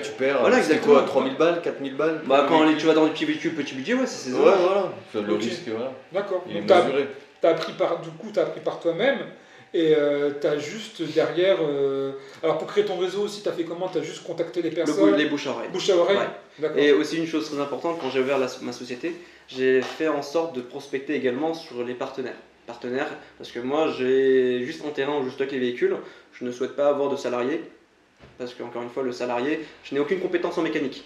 Si je prends un mécanicien, je ne saurais pas s'il a bien fait son travail. Et le travail du mécanicien, moi j'en ai des responsabilités. Parce que tu peux réparer une voiture et quelques mois plus tard ou quelques jours après, il y a beaucoup plus de casse dû au fait que ça a été mal fait. Et encore une fois, le salarié, Ça il coûte vient, cher. ouais, exactement. Ouais. Il vient, il fait son taf et il se barre. Lui, il n'a plus aucune responsabilité, il s'en fout. Le Et soir. donc du coup, tu fais comment pour le Bah, mécanicien? des indépendants comme moi avec ma Exactement. concierge. Par exemple, je pars prospecter chez des garages. Ouais. Je leur dis que je suis négociant automobile, que j'ai telle et telle opération qui sont souvent courantes. Et je parle prix, je parle. D'accord, tu négocies avec des garages externes pour pouvoir gérer toute la partie... Voilà, pour déléguer. Pour le nettoyage aussi des véhicules. Également, ouais. Moi, tout, je quoi. pars du principe que moins j'en fais, mieux c'est. Ouais, bah oui, je suis Parce que d'accord. pour moi, le confort a un prix. Mm. Et j'ai compris que. Tu délègues quoi. Voilà, exactement. Et avec Ouais. le temps, j'ai compris que la vraie valeur, c'est le temps. C'est pas l'argent que tu gagnes. D'accord. Donc, plus En tu plus, dégages c'est de des temps pour toi. missions et il réussit sa mission entre guillemets réparer, nettoyer ton véhicule, tu le payes. Après, Exactement. t'as Et plus puis de salaire l'avantage, à encore payer, une quoi. fois, c'est que tu crées un écosystème. Et quand je suis allé prospecter pour voir des garages, des carrossiers, des nettoyeurs auto, ou même autre chose, je suis pas allé voir les plus gros, je suis allé voir les Ah gens bah qui oui. étaient à mon niveau. Parce que moi, ce que je veux, c'est que si je grandisse, c'est qu'ils grandissent. Et qu'on soit Gagnant-gagnant. toujours dans le temps, gagnant-gagnant, qu'on a cette reconnaissance mutuelle l'un envers l'autre, et qu'on a un écosystème. Ouais, c'est qui pas soit un solidaire. fournisseur, ça devient un partenaire en fait. C'est ça, c'est ce qu'il faut C'est bien ce que créer quoi. C'est bien si tu fais un bon pont par rapport à notre dernier podcast Ouais, qui est c'est pas encore sorti, l'écosystème, ouais. qui parle de l'écosystème, de comment Ouais, créer son faut le écosystème. regarder, Donc très intéressant ce que tu dis par rapport à Podcast ça. précédent, je vais mettre le petit icône Bah, c'est juste pas- au-dessus. Moi je sais pas le faire, mais si tu le sais faire. Ouais, c'est ma chaîne. Bientôt sur Spotify, tu fais quoi, merde? Ça arrive, on Ouais, il cherche est là, le nom, il est là. on cherche le nom. Il est salarié, il échange son temps contre. Ouais. Et donc du coup, cette activité, elle te prend 35 heures, elle te prend combien de temps en fait par semaine? Honnêtement, 2 heures le matin. les seules fois où ça me prend du temps, c'est quand j'ai des véhicules à les rapatrier, parce que j'achète dans toute la France, donc faut ramener le véhicule. Quand je dépose le véhicule au contrôle technique ou chez mes partenaires pour que les entretiens, les mécaniques soient faits, et ensuite voilà, je suis libre. Et t'achètes sans même visiter la voiture?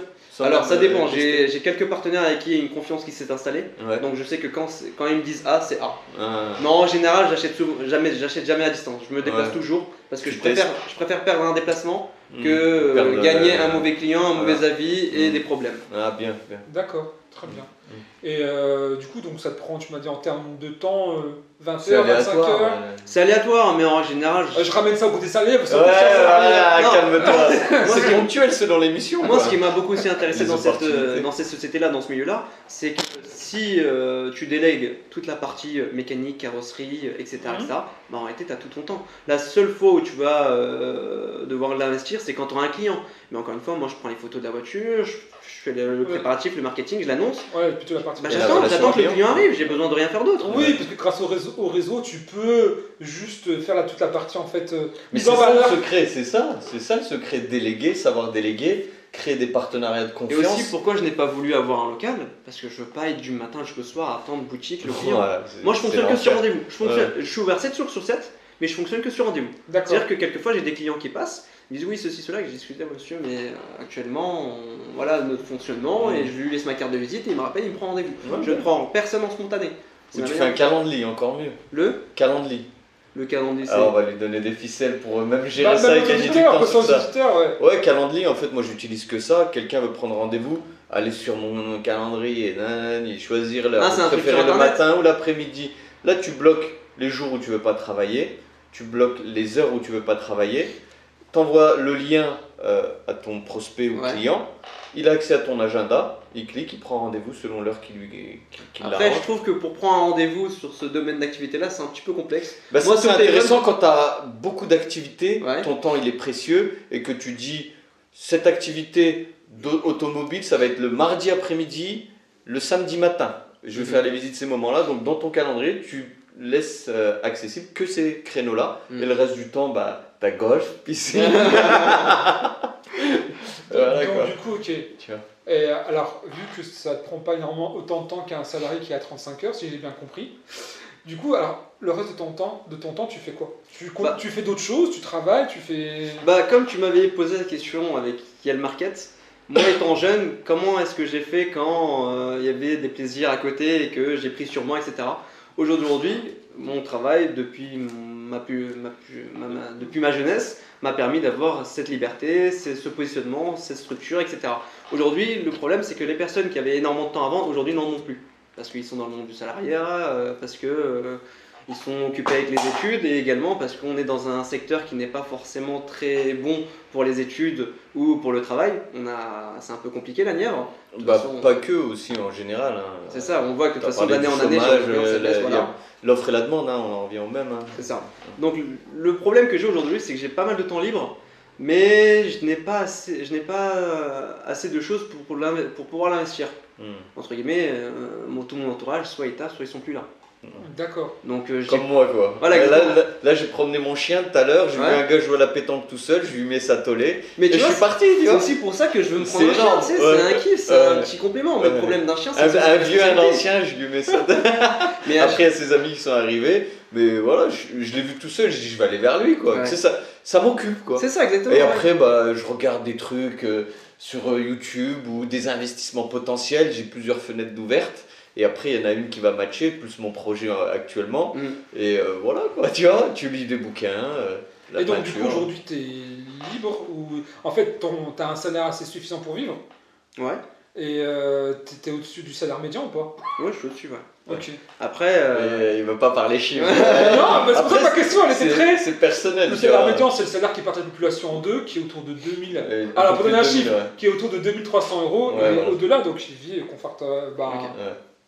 Bah, agréablement. plus le temps passe, si tu n'investis pas avec ce salaire-là, moins tu vas gagner, parce Mm. que l'inflation, parce que c'est ceux qui trinquent, les salaires. Et du coup, moi, ma question, vu que vous êtes plutôt fan du temps libre, pourquoi vous n'utilisez pas votre temps à faire de la croissance sur ton business? Pourquoi tu préfères rester à ce niveau-là, où tu es aujourd'hui, ou tu veux chercher de la croissance parce supplémentaire? qu'aujourd'hui, si je veux voir de la croissance dans mon activité là, je vais devoir sacrifier les bases même de ce que je voulais dans le début. C'est-à-dire que moi, au début, quand j'ai créé ma société, je voulais du temps libre. Parce qu'avant d'ouvrir une société, on prend deux choses en compte.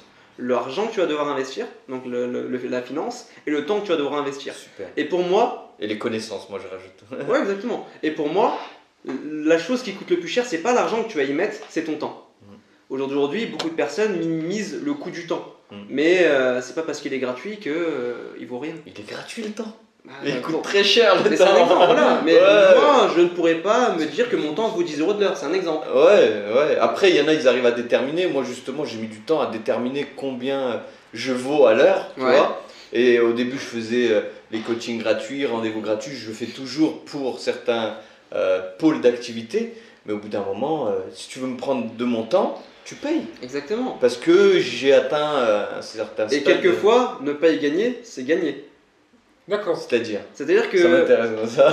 Je te dis ça, quelque chose qui va t'en dire un petit peu plus. Aujourd'hui, dans le marché du trading, de la crypto ou la bourse, Mm. quelquefois, s'il y a des jours. Ne rien faire, c'est faire en fait. Voilà, quelquefois, ne pas trader, c'est gagner de l'argent. Ouais. Parce que des fois, Surtout avec les ETF, avec les fonds d'investissement qui ont beaucoup de frais. Ouais. Là, tu investis dans un ETF ou dans un tracker qui copie un indice Mhm. avec un bouquet d'actions dedans. Tu es sûr de faire mieux qu'un fonds d'investissement. Mhm. 95% des fonds d'investissement font moins que les ETF. quoi. Ouais. Et les gens, ils ne le savent pas. Ça. Après, moi, je disais ça plus dans le sens où des fois. Mais ça rejoint un peu ce que tu Ne dis. rien quoi. faire est plus bénéfique que Judicieux. faire quelque chose. Parce qu'en faisant quelque chose, peut-être qu'il va t'arriver quelque chose, peut-être que tu vas faire quelque chose qui va te coûter de l'argent, et vice versa. Ouais, Mais etc.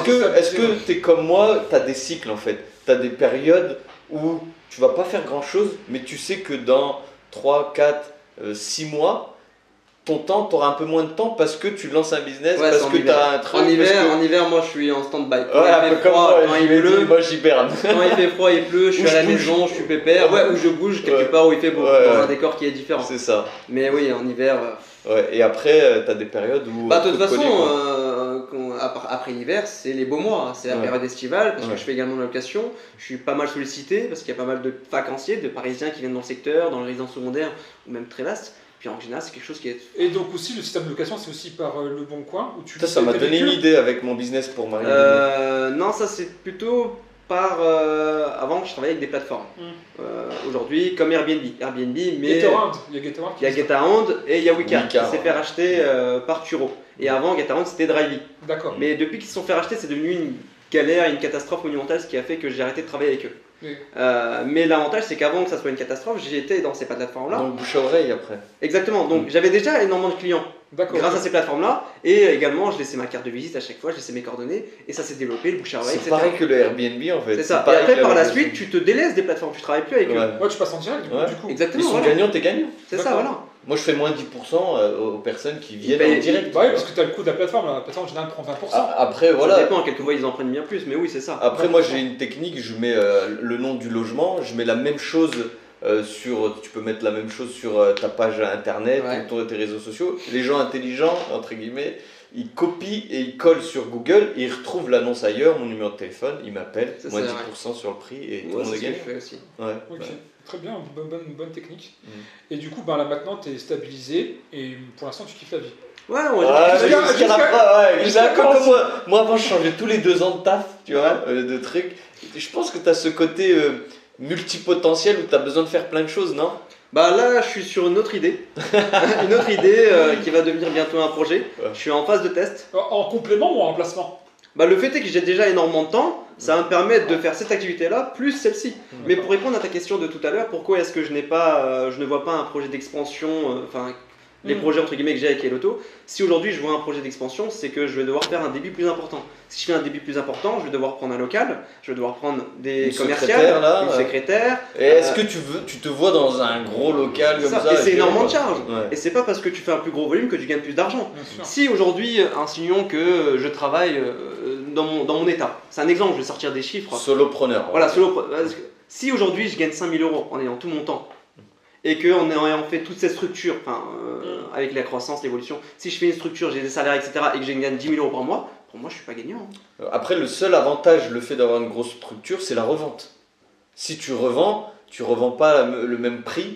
Je suis pas d'accord, Non, parce non, que la non. valorisation de la revente, elle se fait par le bénéfice que tu vas mettre en avant. Si par exemple, ton bénéfice, tu as une structure à 100 000 euros, 5 à 10 000 quoi. par exemple, tu as une structure qui fait 100 000 euros de chiffre d'affaires, et à la fin, il te reste allez, 10 Oui, 000 euros, oui, oui. et tu as une autre qui fait, je sais pas, Mais un sinon, autre aucun chiffre- intérêt de et- monter si le Exactement, bénéfice ne exactement, suit pas voilà. quoi. Et Après, donc en fait, pour c'est ton répondre à bénéfice ta que tu question, valorises. Pour répondre à la question, aujourd'hui, seules les marques officielles, telles que Peugeot, peuvent vendre une voiture au-dessus du prix du marché.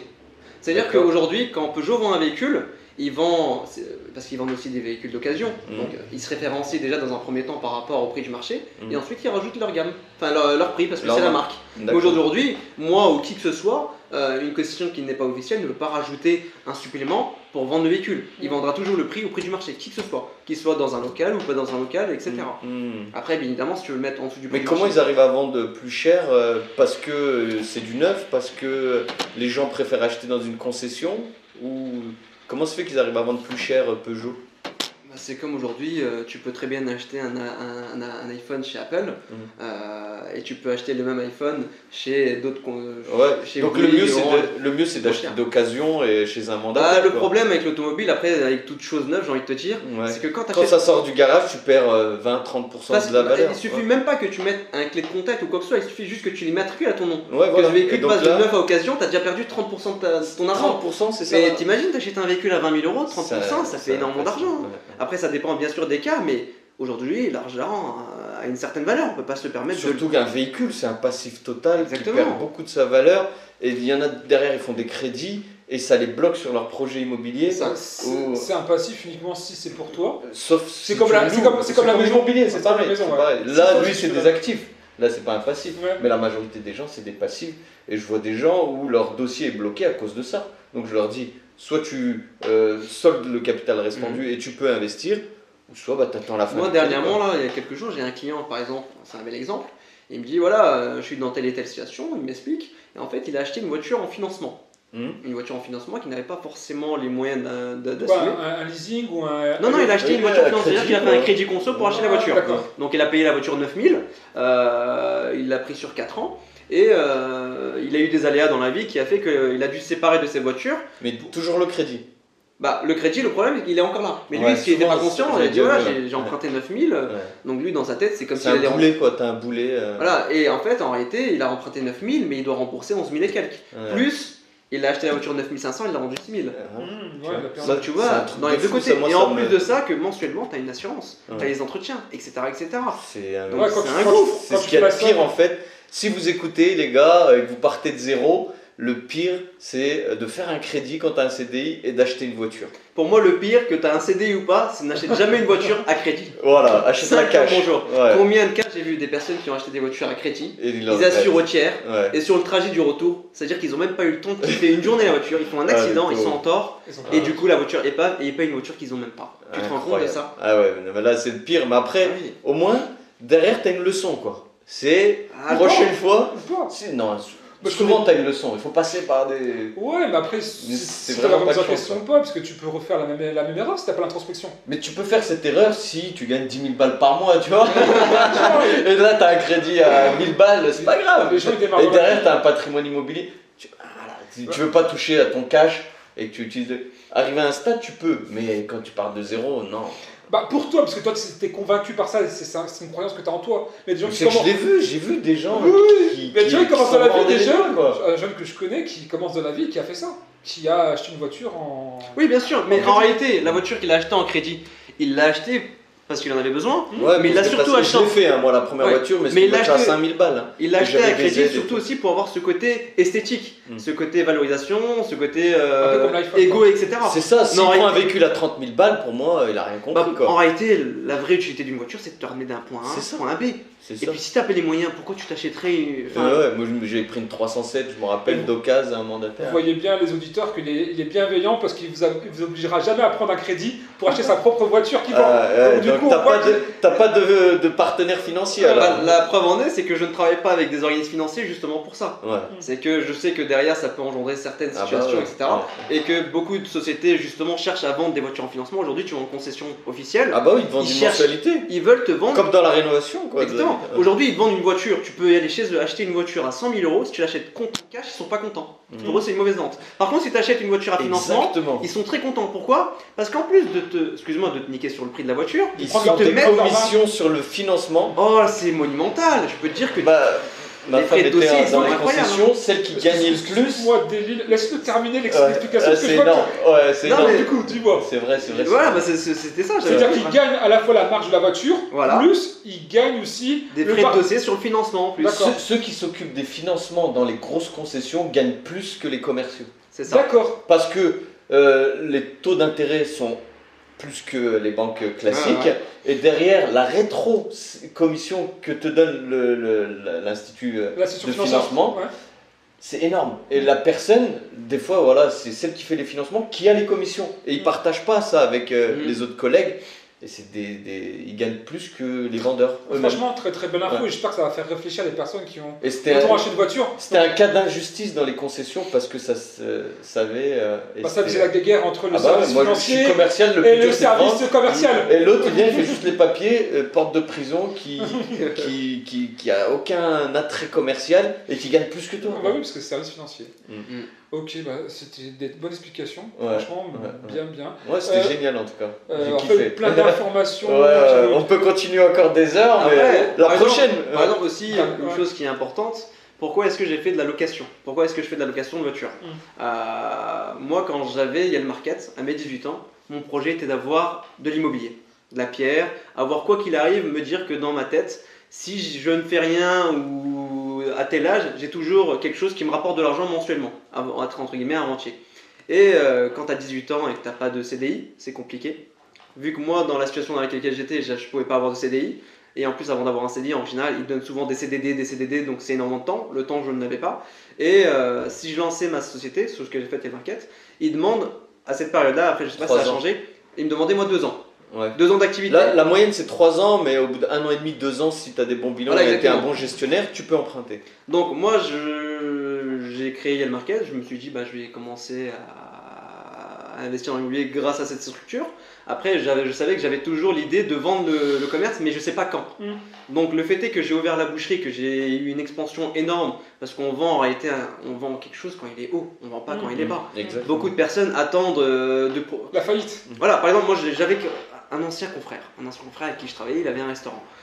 Il avait un commerce, c'était le numéro 1, c'était un restaurateur. Et c'était le numéro 1 à tel point que quand on le fournissait, ses concurrents venaient chez nous pour nous dire on veut la même cam que lui, la même marchandise. À tel point, tu vois. Et à cette personne-là, à cette période, je lui avais dit écoute, t'es dans des très beaux jours, profites-en pour vendre ton commerce. Ça peut être un beau projet. Tu pourras revenir éventuellement dessus quand il y aura une nouvelle possibilité, une nouvelle opportunité. Il m'a dit non, moi je vais garder mon commerce, je vois telle chose, l'expansion, mensuellement, année, je vais encore travailler tant et ensuite je le vendrai. Je vais gagner encore tant et je vais le vendre. Entre guillemets, je vais me faire encore un petit pesos, un petit il le vend en mode travail, quoi, quotidien. Voilà, et après je le vendrai. Et finalement, elle a fini en liquidation judiciaire. Et pourquoi il est retombé en fait ? C'est les aléas de la vie, tu peux pas anticiper, tu peux pas savoir.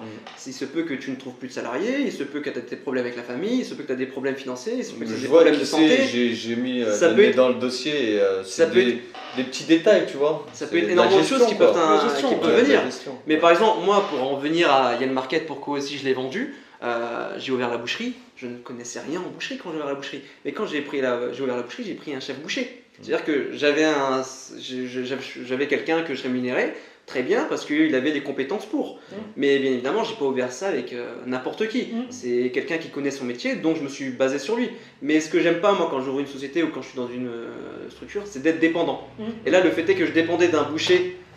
Si aujourd'hui le boucher il a un accident de travail, s'il veut aller en vacances, il a des problèmes avec sa famille, sa femme, les enfants, je ne sais quoi, moi je me retrouve sans boucher. Ouais, parce qu'en fait tu as des éléments extérieurs que tu ne maîtrises pas toi-même qui pourraient nuire à ton business. C'est ça. Et donc j'ai essayé quand même d'apprendre le métier, mais c'est très compliqué quand tu n'aimes pas. Apprendre sans aimer, c'est très compliqué. J'avais jamais manié un couteau. Est-ce que tu l'as déjà dépanné du coup un jour où il est pas là, t'as fait comment ? En fait ce qu'on faisait, c'est qu'on avait mis un système en place. Déjà moi avant d'ouvrir la boucherie, j'avais jamais tenu un couteau dans les mains, je savais même pas couper, je savais même pas ce que c'était les morceaux du bœuf, les morceaux dans la poêle, à la cocotte minute, je ne connaissais rien de tout ça, j'ai jamais été à la cuisine. Et c'est des choses qui m'ont appris avec le temps. Et comme il ne pouvait pas être là 7 jours sur 7 du matin jusqu'au soir pour assurer la boucherie, on avait mis un système en place qui était que lui, il faisait le désossage le plus gros entre guillemets, et puis moi je faisais juste la vente, donc le detailing entre guillemets. Donc t'avais pas forcément besoin d'énormément de connaissances, c'était juste du blabla un petit peu. Ouais, et le poids, et tac. Exactement, voilà. D'accord, ok. Mais après t'apprends dans le tas quoi. Okay. C'est ça exactement. Alors là, on a beaucoup brossé en fait la partie entrepreneuriale. Vas-y, on recommence, il y avait la moto. On a bien brossé la partie entrepreneuriale et tu n'as que 24 ans et tu as énormément d'expérience. Et en plus, je trouve que tu as une bonne analyse sur la façon dont tu vois les choses. Très pragmatique. Et que tu vois bien les tenants et les aboutissants de ce que tu fais en termes de choix. Et je trouve que c'est intéressant et une vraie C'est- maturité. ouais. Et aussi, alors sur la partie investissement, est-ce que tu investis?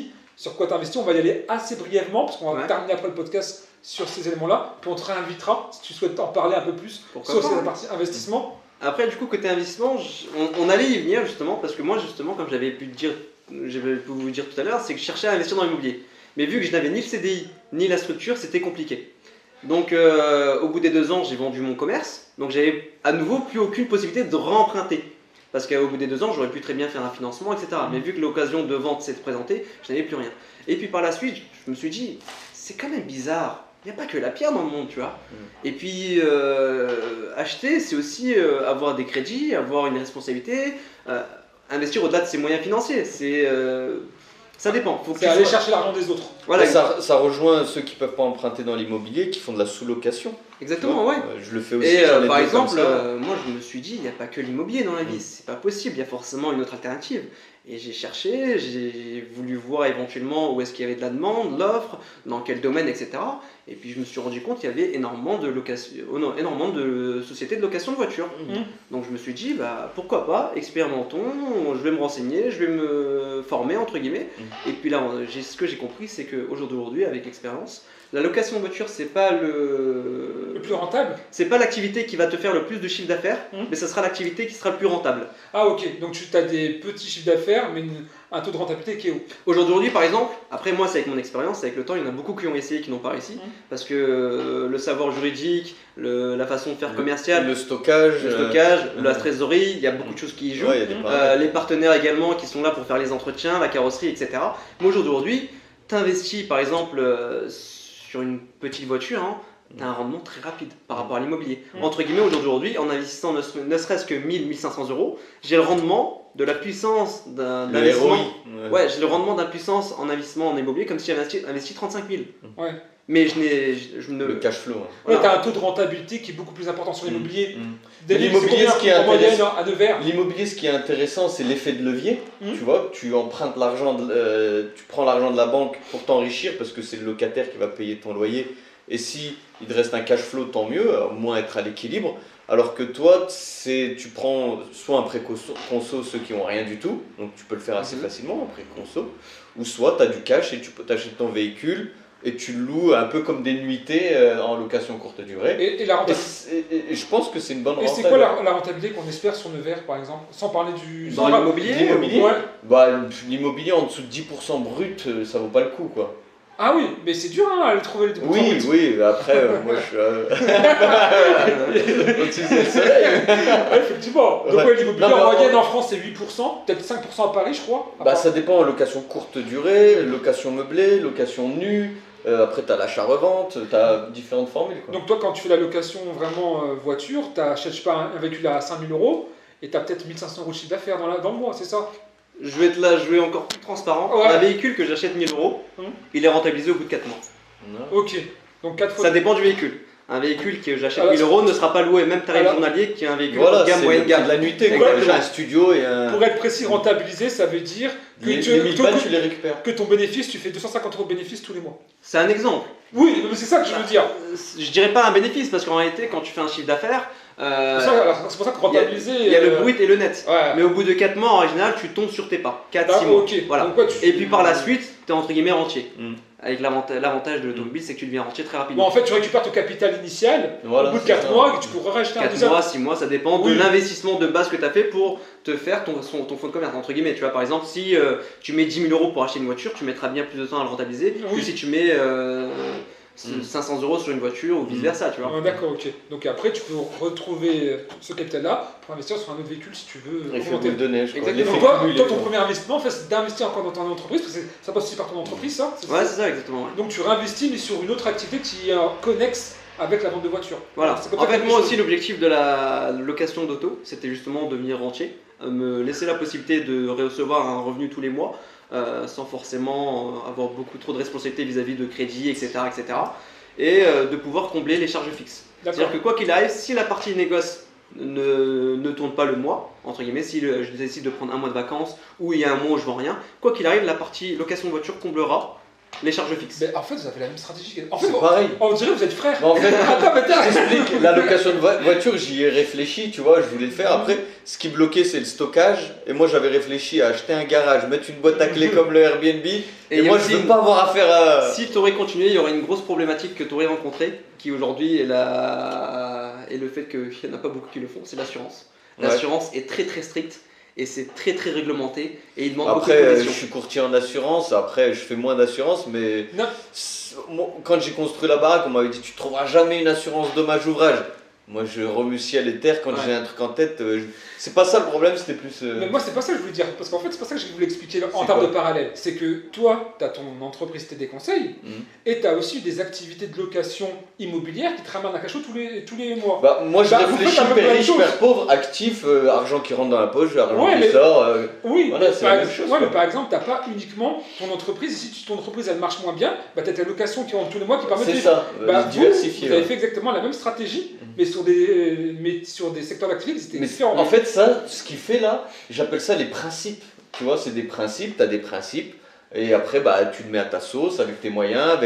Lui, il a la chance d'avoir un terrain. Il a la chance d'être courageux, de passer à l'action, d'apprendre, d'agir, tac. Et c'est ce côté-là que la majorité des gens n'ont pas. Parce que ils ont suivi les conseils des éducateurs, des profs, obtiens ton diplôme, achète ta maison résidence principale, achète ta voiture à crédit et travaille toute ta vie, retraite, tu perds 40% à la Et retraite. puis aussi une chose très La importante. dépendance, 40% des gens passent par la dépendance, tout ça on n'en parle pas, tu vois. Et aussi Mais une c'est chose bien, très importante, c'est que moi, dans toute mon expérience professionnelle, du plus jeune âge jusqu'à aujourd'hui, que ce soit famille, amis, alors amis, si c'est très proche, non, je les mets pas dans le tas, mais des connaissances entre guillemets, si tu préfères, parce que il y a amis et il y a connaissances. Pour moi, tout le monde. Chacun est sa ami. jauge, ouais. Voilà, exactement. Famille, connaissances, entourage, etc. Personne n'était favorable à mon évolution. Quand j'ai ouvert la boucherie, on m'a dit mais forme-toi, tu vas pas pouvoir, comment est-ce que tu vas vendre, nanani, nanana. C'était que des barrières, des pensées limitantes qui ont fait que ça m'a mis en doute. Le bien de certaines personnes n'est pas peut-être le bien de moi. Mhm. Donc il faut avoir son ambition, ses projets, et il faut toujours croire en soi. Moi aujourd'hui, quand j'avais ouvert l'auto, on me disait, et même aujourd'hui, des concurrents que j'entendais parler, ils me disaient mais qu'est-ce qu'il va faire? Nous on est là depuis je ne sais combien de temps, on connaît le milieu, etc. etc. Et C'est pas pour aujourd'hui- autant que tu t'es pas imposé. Après, je pense que tu as de la chance d'avoir un réseau aussi. Tu as Un réseau, tu connais beaucoup de Et monde. aussi parce qu'en France, pour gérer une société, il faut pas savoir juste gagner de l'argent, il faut savoir aussi la gérer. Si tu sais gérer et que tu sais pas gagner d'argent, c'est mort. Si tu sais gagner de l'argent et que tu sais pas gérer, c'est mort. Donc il y a aussi énormément la fiscalité et la juridique qui doit être travaillée. Bien accompagner un comptable, etc. Quoi. Ouais, après ça se fait pas forcément tout. Nous on a beaucoup de juridique dans les ventes, dans le SAV, etc. Ou même dans la fiscalité. Mais le comptable il te fait pas tout non plus, tu dois un minimum savoir. Ouais, moi je parlais de structurer les différentes Ouais. sociétés. Et par exemple, ces mêmes confrères, que je dirais en 2 mots, aujourd'hui ils viennent me voir pour me dire voilà, j'ai ouvert telle société, qu'est-ce que je dois faire, juridiquement est-ce que je suis Ouais, on te bon, là, demande là, des conseils. voilà. Au début on me rabaissait, aujourd'hui on me demande des conseils. Bah, c'est les stades qu'on parlait, quoi. Tu passes souvent par le ridicule, ensuite tu fais peur aux gens, et après bah, ils te respectent et ils viennent vers toi pour te demander des conseils. Exactement. Et je suis passé par là aussi.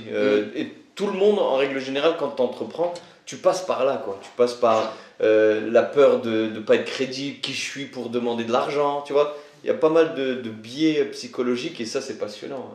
Donc très important, faire ce qu'on croit. Enfin, dans le sens où S'écouter soi-même. s'écouter soi-même, voilà. Même mon père, il me disait, on était en train de construire la maison, j'avais déjà signé un compromis, j'étais déjà dans l'immeuble de rapport que je cherchais, mais il me dit, tu fais quoi mon fils? Je dis, t'inquiète papa, après il a vu, après là il voit l'argent, là il me dit, c'est quoi le futur projet? Déjà, je me pose en ce moment, j'en ai un là. Ok, très Et, bien.